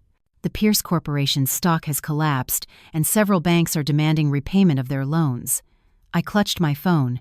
For a moment, I didn't know what to say. Everything was happening too fast, exceeding my expectations. Sophia, can you hear me? My father's voice brought me back to reality. Yes, Dad. Don't you think I've gone too far? I asked quietly. Don't be silly. The business world is a battlefield, my father sighed. The Pierces have done many bad things over the years. Today is their comeuppance. You've only revealed the truth. You have no reason to feel guilty. After hanging up, I sat in thought. Claire looked at me with concern. What's wrong? My father-in-law is in the hospital in critical condition. The press is there. Claire took my hand. It's not your fault. It's the consequence of their own actions. Sooner or later, they had to pay. I knew she was right, but the news of my father-in-law's hospitalization weighed on me. As bad as the Pierces were, it was an old man's life. My original intention was to get back what was mine and make Jackson pay for his betrayal, not to destroy the whole family. After dinner, Claire insisted on taking me home. My new apartment was in a luxury residential complex downtown with high security, a place my father had specially prepared to protect me from a cornered Pierce family. I had just walked in when my phone rang again. It was Isabel. Since she went to Singapore, we communicated through an encrypted messaging service. Sophia, I saw the news from the States. Her voice was slightly distorted by the network. Are you okay? I'm fine. I sank onto the sofa. I just didn't expect everything to happen so quickly. The Pierces' financial situation was much worse than you imagined, Isabel sighed. They had been plugging holes for years. Your complaint just lit the fuse of a bomb that was already there. We talked for a while. Isabel was safe in Singapore and had even found a new job. Before hanging up, she said suddenly, "Oh, Laura Collins contacted me." I sat up straight. What? How did she find you? Through LinkedIn, Isabel said in a puzzled tone. She asked if I knew anything about the Pierce Corporation's financial problems and said she had something that might be useful to you. I frowned. What is she up to? I'm not sure, but I think she's looking for a way out, Isabel analyzed. The Pierces are sinking, and she doesn't want to go down with them. After hanging up, I stood in front of the window and looked at the myriad lights of the city. I was once part of the Pierce family, living in a luxurious estate, leading a seemingly glamorous life. Now that house was gone, and I was standing on its ruins. The phone screen lit up again. A message from Mr. Evans. Asterisk breaking. Jackson Pierce has been summoned for questioning by the SEC. He has been banned from leaving the country. Also, The bank's vice president, Laura's father, has also been detained for questioning. Asterisk, I replied with a Times. Received Times and turned off my phone. I needed a good night's sleep, but in bed, I kept tossing and turning.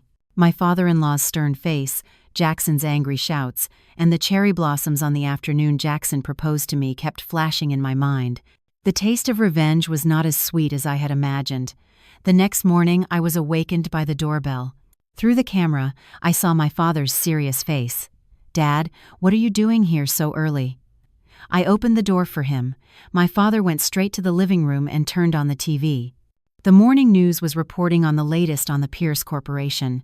Shares of the Pierce Corporation have once again hit their trading limit at today's opening. Several banks have declared their loans due. It is reported that the company's president, Jackson Pierce, is under investigation by the relevant authorities. There's worse news. My father turned up the volume. The image switched to a hospital entrance. A reporter was reporting. The founder of the Pierce Corporation, Mr. Fernando Pierce, Jackson Pierce's father, was taken to this hospital last night for a heart attack. This morning, the hospital issued a statement saying that despite medical efforts, Mr. Pierce passed away at 3:17 a.m. My legs gave way, and I sank onto the sofa. My father-in-law was dead. Sophia. My father looked at me with concern. "I didn't want this," I murmured. "I just wanted to get back what was mine, not to this extent." "It's not your fault," my father said firmly. "Fernando Pierce's cause of death was a heart attack. It has nothing to do with you. The Pierce's failure is the result of their own actions." I knew my father was right, but my heart was still full of complex emotions. My phone kept vibrating. News kept pouring in. The Pierce Corporation announced the suspension of trading. Jackson was formally charged, and Laura Collins had disappeared. The last message was from Claire. Asterisk, Laura Collins has fled. A friend just told me she flew to Hong Kong last night. My 3-star Michelin dinner is on me. Asterisk, I smiled bitterly and didn't reply. The price of this revenge seemed to be much higher than I had imagined. Standing by the window, I looked at the sunlight flooding the city. The Pierce business empire was crumbling, and I was preparing to start a new life. Only at this moment, the joy of victory was tinged with an indescribable bitterness. My father-in-law's death, like a heavy counterweight, had suddenly been added to the other side of the scale. The morning light filtered through the curtains. I opened my eyes. My phone screen already had dozens of unread messages. The first was from Mr. Evans. Asterisk, Jackson Pierce formally charged and banned from leaving the country. Pierce Corporation trading suspended. Banks initiating debt collection. Asterisk. The second was a link from my father. Clicking on it took me to the headline of a business newspaper. Asterisk, the collapse of the Pierce empire. Financial fraud, bribery, embezzlement. The fall of a giant in one night. Asterisk. The article detailed the various illegal activities of the Pierce Corporation, specifically mentioning that the evidence had been provided by an internal informant. I put down the phone and went to the bathroom. The woman in the mirror had slight dark circles, but her gaze was surprisingly clear. I let the warm water run over my face, trying to wash away the strange feeling of emptiness. The news of my father-in-law's death weighed like a stone in my heart. Rationally, I knew it wasn't my fault, but emotionally, I struggled to get over it. The doorbell rang. I dried my face and saw Claire through the camera. She was holding 2 coffees in a paper bag with breakfast. "I knew you'd be up." As soon as I opened the door, she hugged me. "Did you see the news? The Pierces are finished." I took the coffee. The warmth was comforting, I saw, much faster than I thought. "Fast? It's karma," Claire said, pulling a still warm croissant from the bag. "From your favorite bakery. I went out of my way to get it for you." We sat at the table for breakfast. Claire kept recounting the latest high society gossip. Who had already cut ties with the Pierces, which brands had withdrawn their sponsorships, and even that Jackson's golf club membership had been suspended. "Oh, and there's news about Laura Collins." Claire sipped her straw mysteriously. "She fled to Hong Kong, right?" "Well, she texted me again last night." I raised an eyebrow. "What did she want?" "To ask for your contact," Claire said, rolling her eyes. "She said she had something important to tell you." I ignored her. I thought for a moment. Next time she texts, give her my work email. Are you crazy? Claire's eyes widened. Why would you want to talk to that woman? She might really know something, I explained. Don't forget her father was the bank's vice president and is now under investigation. Claire pouted, and just as she was about to say something, my phone rang. An unknown number. I hesitated for a moment and answered. Sophia. The voice was hoarse. It took me 2 seconds to recognize Jackson. We need to talk. I gestured for Claire to be quiet. About what? Face to face. His voice sounded tired.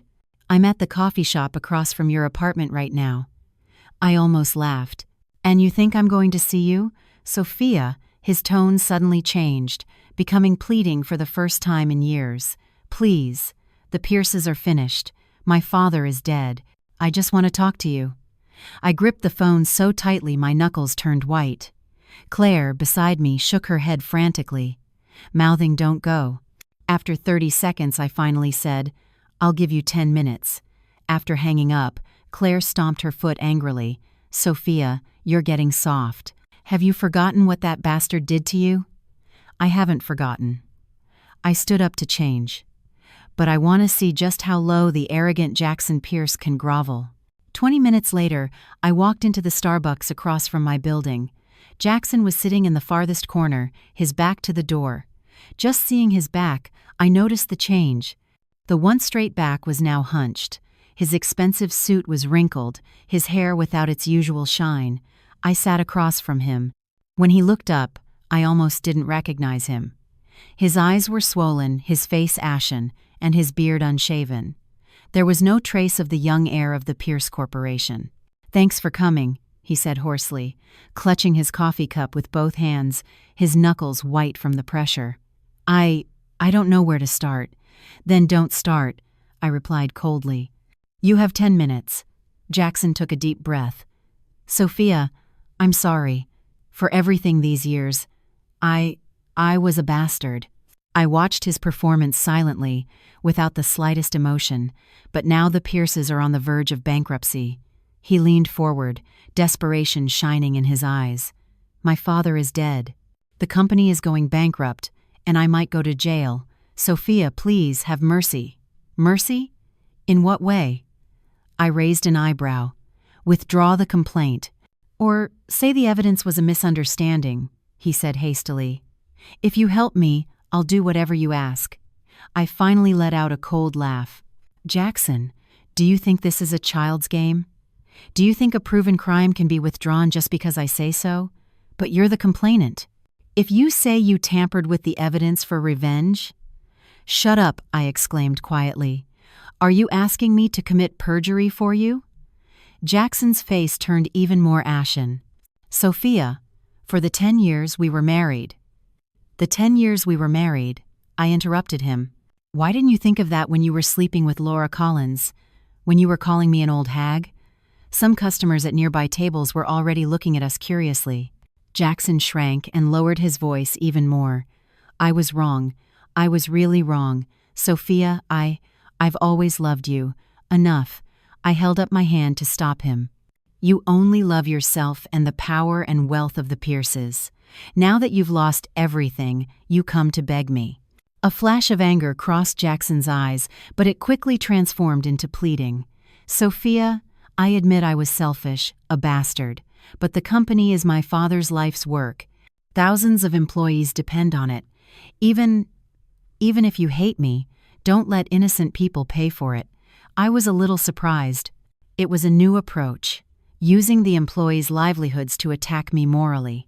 Jackson, I said calmly, the company's situation is the fault of your and your family's management decisions, not my complaint. If you really cared about the employees, you wouldn't have run the company illegally. He slumped back in his chair as if he'd lost all his energy, so there's nothing to talk about. The 10 minutes are up. I stood up.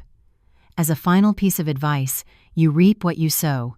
Face the consequences. Leaving the coffee shop, the sunlight hurt my eyes. I thought I would feel the euphoria of victory, but there was only a void in my heart. Jackson's pathetic image, far from cheering me up, brought a strange sadness. To think that the once arrogant man had fallen so low, Back in the apartment, Claire was still waiting for me with a worried face. "So? What did that bastard say?" I told her about the conversation. She jumped up, furious. "What a piece of trash! Still trying to trick you? The employees' livelihoods? Since when does he care about them? Didn't he say it was survival of the fittest when he laid off 500 people last year?" I smiled bitterly. "I know he's acting. It's just what?" Claire instantly caught my hesitation. "Sophia, don't tell me you're getting soft." I walked to the window and looked at the city skyline in the distance. "Claire, we've known each other since college. Do you remember the Jackson from back then?" Claire was silent for a moment, then came over and took my hand. "I remember. Student government president, good basketball player, pursued you for 2 years, waiting under your dorm every day. Do you think he was sincere then?" I asked quietly. "Or was it all a calculation from the beginning?" Claire sighed. "Sophia, people change. Maybe he once truly loved you, but then power and money changed him. It's not your fault." I knew she was right, but a doubt lingered in my mind. Had I gone too far? My father-in-law's death, the bankruptcy of the Pierces, the dismissal of thousands of employees. Was I really the only one responsible for all this? The vibration of my phone interrupted my thoughts. It was an encrypted message from Isabel. Laura Collins has contacted me. She says she has direct proof of Jackson's money laundering and bribery. She wants to make a deal with you. I replied immediately. What are her conditions? $5 million. And for you to get her and her father a reduced sentence. I smiled coldly. Typical Laura Collins. In times of crisis, it's every man for himself, and she's trying to cash in. Tell her there's no deal, but if the evidence is valuable, I might consider paying for the information. Isabel's reply came quickly. She says she'll consider it. And that Jackson has been moving valuables lately. She thinks he's preparing to flee. I frowned. Jackson was already banned from leaving the country. Where could he flee? Unless, I immediately called Mr. Evans. Is it possible for Jackson to try to leave the country illegally? Theoretically, it's possible, but very risky, Evans replied. Why? Is there any news? I told him about Laura Collins. Mr. Evans was instantly on alert. I'll inform the police to strengthen surveillance. Oh, and tomorrow is the hearing for the division of your marital assets. Don't forget. After hanging up, I told Claire about the next day's hearing. She insisted on accompanying me. I wouldn't miss it for the world. I have to see Jackson's beaten dog face with my own eyes. In the evening, my father called. He asked about my meeting with Jackson. I told him everything. My father was silent for a moment, then said, Sophia, you've done enough. Don't feel pressured. The fall of the Pierces is their own doing. But my father-in-law's death. Fernando's heart condition was a chronic problem, my father sighed. He had been in the business world for decades. What storms hadn't he weathered? This blow was hard, yes, but you can't say it was exclusively because of your complaint. My father's words reassured me a little. After hanging up, I turned on the TV. The local news was reporting on the latest on the Pierce Corporation.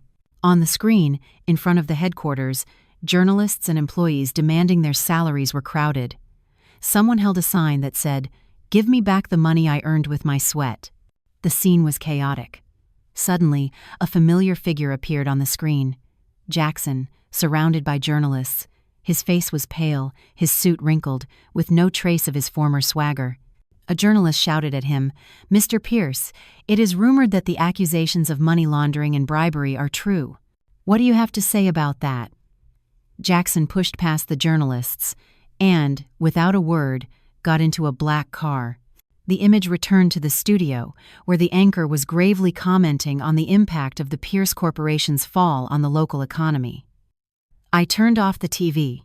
The room fell silent. My phone screen lit up. A message from an unknown number. This is Laura Collins. I have proof of Jackson's capital flight and the recordings of the bribes. Tomorrow at 10 a.m. at the Palace Hotel coffee shop.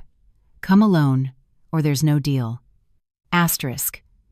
I stared at the message for a long time. Finally, I replied, asterisk, agreed. But the evidence will have to be verified by my lawyer first. Asterisk, I put down the phone and went out to the balcony. The night breeze was cool, the city lights still shining as if nothing had changed. But I knew some things had changed forever. Tomorrow's hearing, the meeting with Laura Collins, a series of events awaited me. And the most important question on my mind now was, when all this is over, where will I go? The euphoria of revenge fades in an instant, leaving only an infinite void. Maybe I should leave the Pierces a way out. Not for them, but for me, so I don't become another Jackson Pierce. This idea began to take root in my mind. I picked up my phone and sent a message to Isabel. Asterisk. Please find out if the Pierces have any clean assets left, something not related to illegal activities. Asterisk. Maybe it was time to end this war.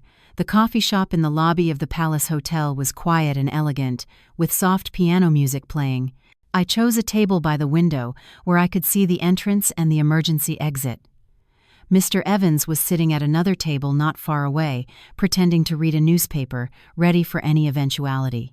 At 10 o'clock sharp, Laura Collins appeared in the lobby.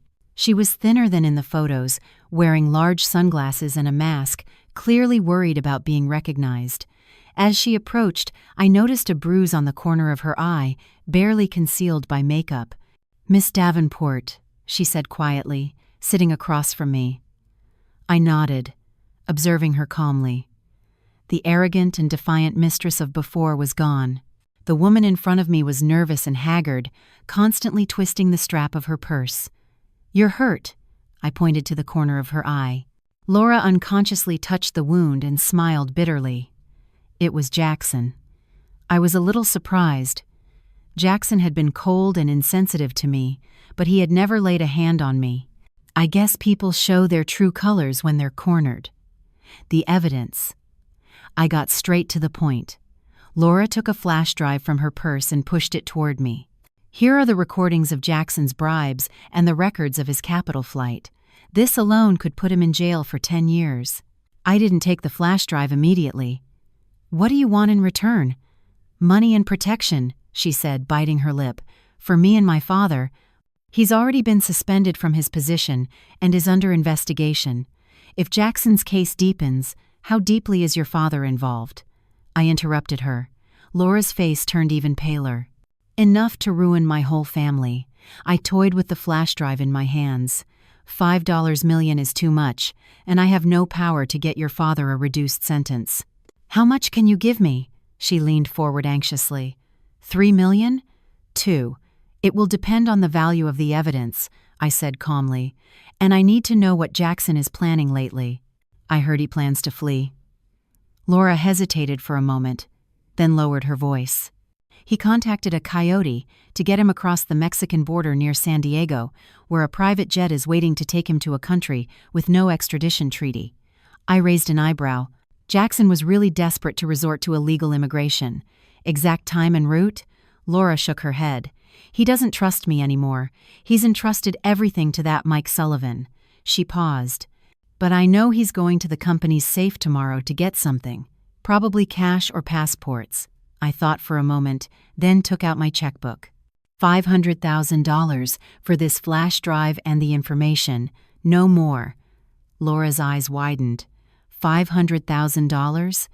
That's 2. Take it or leave it. I made a move to stand up.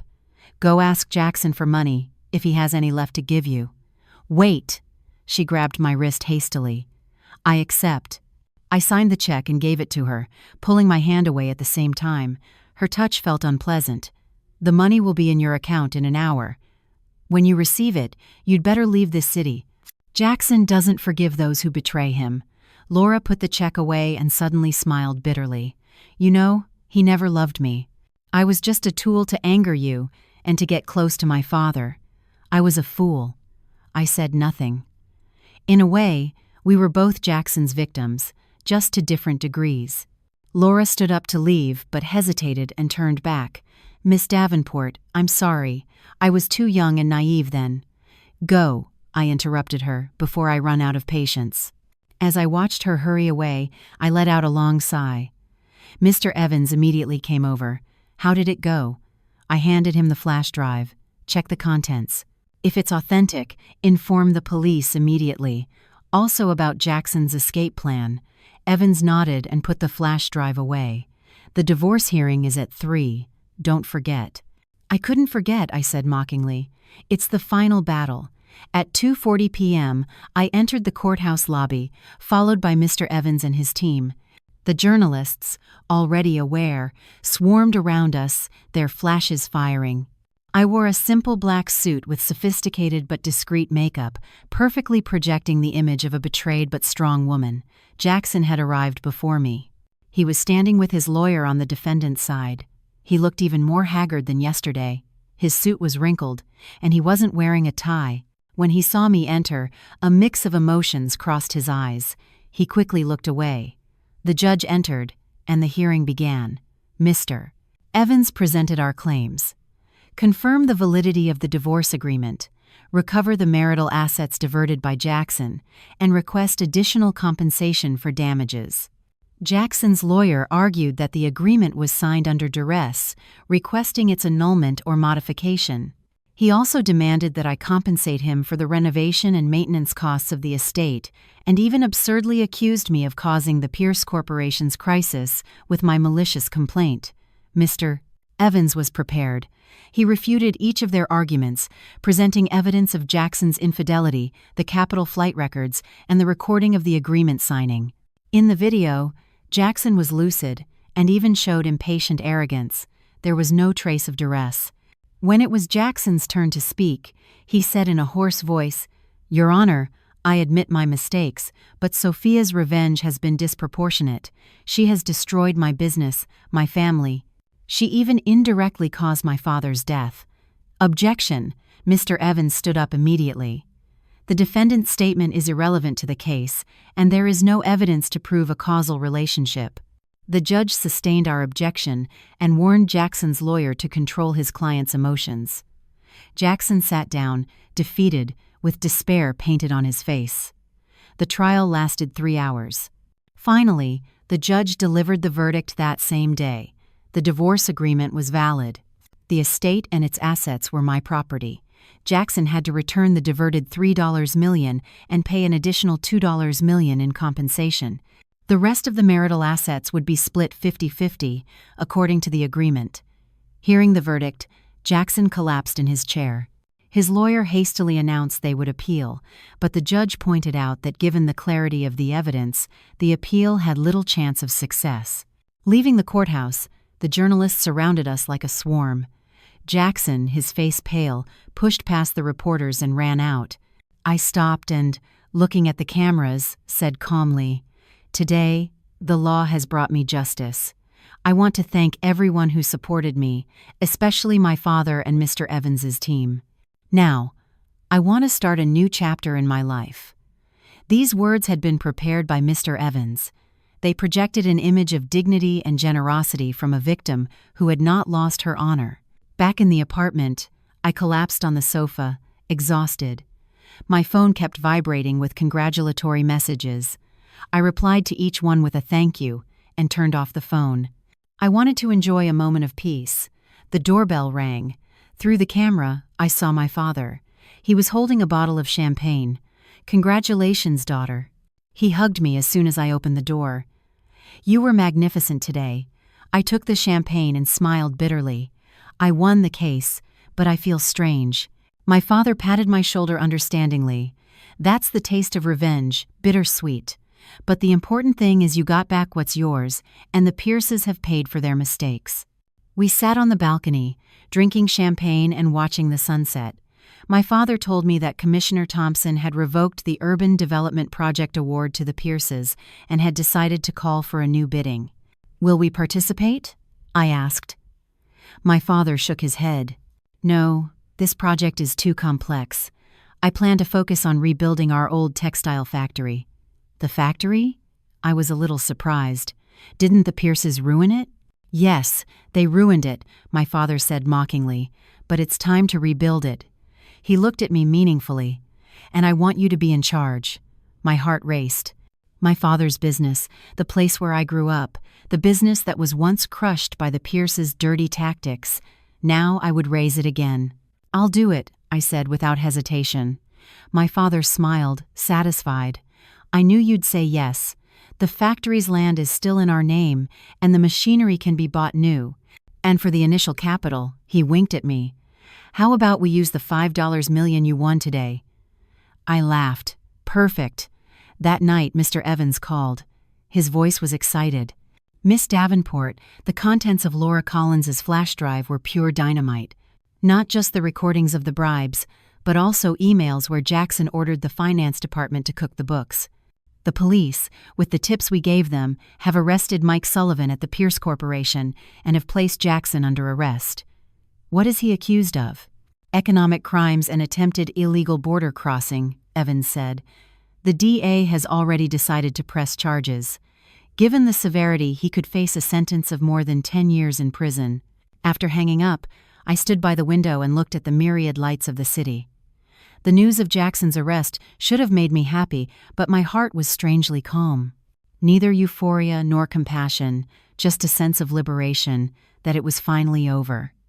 The next day, Jackson's sister, Anna, called. Her voice was broken with sobs. "Sophia, please, leave my brother alone. Our family is already destroyed. What more do you want?" "I'm not the one who had him arrested," I said calmly. "It's his own actions that have led him to this." "But you started the complaint," she screamed hysterically. "You won't stop until you see him dead." I was silent for a moment. "What do you want? For me to drop the charges?" "Yes," she said bluntly. "If you promise not to pursue this further, we will accept the divorce agreement and not appeal anymore. And... Her voice trailed off. "The Pierce Corporation is finished, but we still have some personal assets, properties, stocks. Please, leave us a way out." I thought for a moment. "I have to consult with my lawyer. I'll give you an answer tomorrow." After hanging up, I immediately called Mr. Evans and my father. After discussing it, we reached an agreement. We could make peace, but with conditions. The next day, Anna and I met at the lawyer's office. She looked much older than the last time. There were wrinkles around her eyes and gray in her hair. We sat across from each other. Once we were sisters-in-law, now we were strangers. "Our conditions are simple," Mr. Evans slid a document to her. "First, the Pierce family waives all rights to appeal the divorce agreement. Second, Jackson must confess to all his crimes. Third, the Pierces cede all participation in the textile factory's land." Anna scanned the document. Her face darkened. This is leaving us with nothing." "No," I corrected her calmly. "You will keep the house you live in and some savings. Enough to maintain a dignified life. The factory's land was taken from my father by dirty means. And if we don't accept," Mr. Evans adjusted his glasses, "then we will cooperate with the prosecution to thoroughly investigate all of Jackson's and the Pierce Corporation's illegal activities. Given the amounts and circumstances, the prison sentence could be more than 10 years, and all related assets would be confiscated." Anna's face turned ashen. With a trembling hand, she signed the document. As she was leaving the office, she suddenly called out to me, "Sophia, you know, Jackson once truly loved you. The first 2 years of marriage, he couldn't stop talking about you." I shook my head, interrupting her. "People change, Anna. I wish you the best." A month later, thanks to his confession and cooperation, Jackson was sentenced to 6 years in prison. The Pierce Corporation declared bankruptcy, and its assets were auctioned off to pay the debts. My mother-in-law, with what she had left, moved to a small apartment near a church. Anna took her children and moved back to her husband's hometown. And I dedicated myself body and soul to rebuilding the textile factory. As my father said, it was our root, the business the Pierces tried to destroy, and couldn't. With part of the money from the sale of the estate, I bought state-of-the-art machinery and preserved some of the old factory's iconic buildings as historical heritage. On the reopening day, my father said in his speech, "This is not just a reopening. It is proof that justice prevails and perseverance triumphs. Below the stage, the applause was thunderous. Beside him, I felt my eyes welling up. At the same time, I created a legal aid foundation for women to help those who, like me, face divorces or domestic violence. Claire jokingly called it my revenge fund, but I knew it was the best way to transform a painful experience into positive energy. Time flew by. A year later, the factory was running at full capacity, and the foundation had helped dozens of women. My life was full and peaceful. I sometimes had dinner with my father, went shopping with Claire, or discussed investments with Isabel, who, upon her return from Singapore, became my financial advisor. One day in early summer, Claire called excitedly. "Sophia, next Saturday is the college alumni reunion. You have to come." I tried to refuse, but she continued, "Jackson is out on parole. They say he's going too. You have to show him how well you're doing now." I finally agreed. On the day of the reunion, I chose a simple but elegant red dress, light makeup, and my hair down over my shoulders. The woman in the mirror was confident and serene, with no trace of the confusion and pain of before. The reunion was at the restaurant we used to go to in college. I arrived half an hour late on purpose. When I entered, the bustling room fell silent for a moment, then erupted in greetings. "Sophia, you look more beautiful every day. I heard you're a businesswoman now. That's amazing. Your foundation does great work. My cousin got help from there." I smiled and greeted my classmates. Out of the corner of my eye, I saw Jackson in a corner. He was very thin. His once handsome face now had overly sharp features, giving him a gaunt look. He wore an outdated suit and looked 10 years older. Throughout dinner, I deliberately avoided him, laughing and chatting with others. Near the end, I went out to the terrace for some air. He followed me. "Sophia." His voice was hoarse. The wine in his glass trembled slightly. "Can we talk?" I turned and looked at him, maintaining a polite but distant smile. "About what?" "I've thought a lot this past year and a half," he said, lowering his head, unable to meet my eyes. I was really wrong. Only when I lost everything did I realize what was most important. "Oh?" I asked calmly. "And what is most important?" "You?" He looked up. His eyes glistened with tears. "Sophia, I've always loved you. The thing with Laura was just a momentary mistake. Now I have nothing, only regret and longing for you." I looked at him and suddenly felt a mix of laughter and sadness. The arrogant Jackson Pierce, now begging for my compassion. "Jackson," I said quietly, "you don't love me. You only realized what you had when you lost it. If the Pierces hadn't gone bankrupt, if Laura hadn't betrayed you, would you have even thought of me?" He opened his mouth to make an excuse, but I held up my hand to stop him. "You don't have to answer. We were over a long time ago. I wish you the best." I turned to leave. He suddenly grabbed my wrist. "Sophia, give me a chance. We can start over." I pulled away gently but firmly. "That's impossible. I've already started a new life. I hope you can look forward too." Returning to the restaurant, Claire immediately came over. "What did that piece of trash say?" "That we should start over." I nodded. She rolled her eyes exaggeratedly. The nerve. After the reunion, Claire insisted on taking me home. On the way, she asked curiously, "Sophia, if you could go back in time, would you marry Jackson again?" I looked at the neon lights passing by the window and thought for a moment. "Yes." "What?" Claire almost slammed on the brakes. "Are you crazy? Because those experiences have made me who I am today," I said with a smile. "The pain taught me to grow, and the betrayal taught me to see human nature.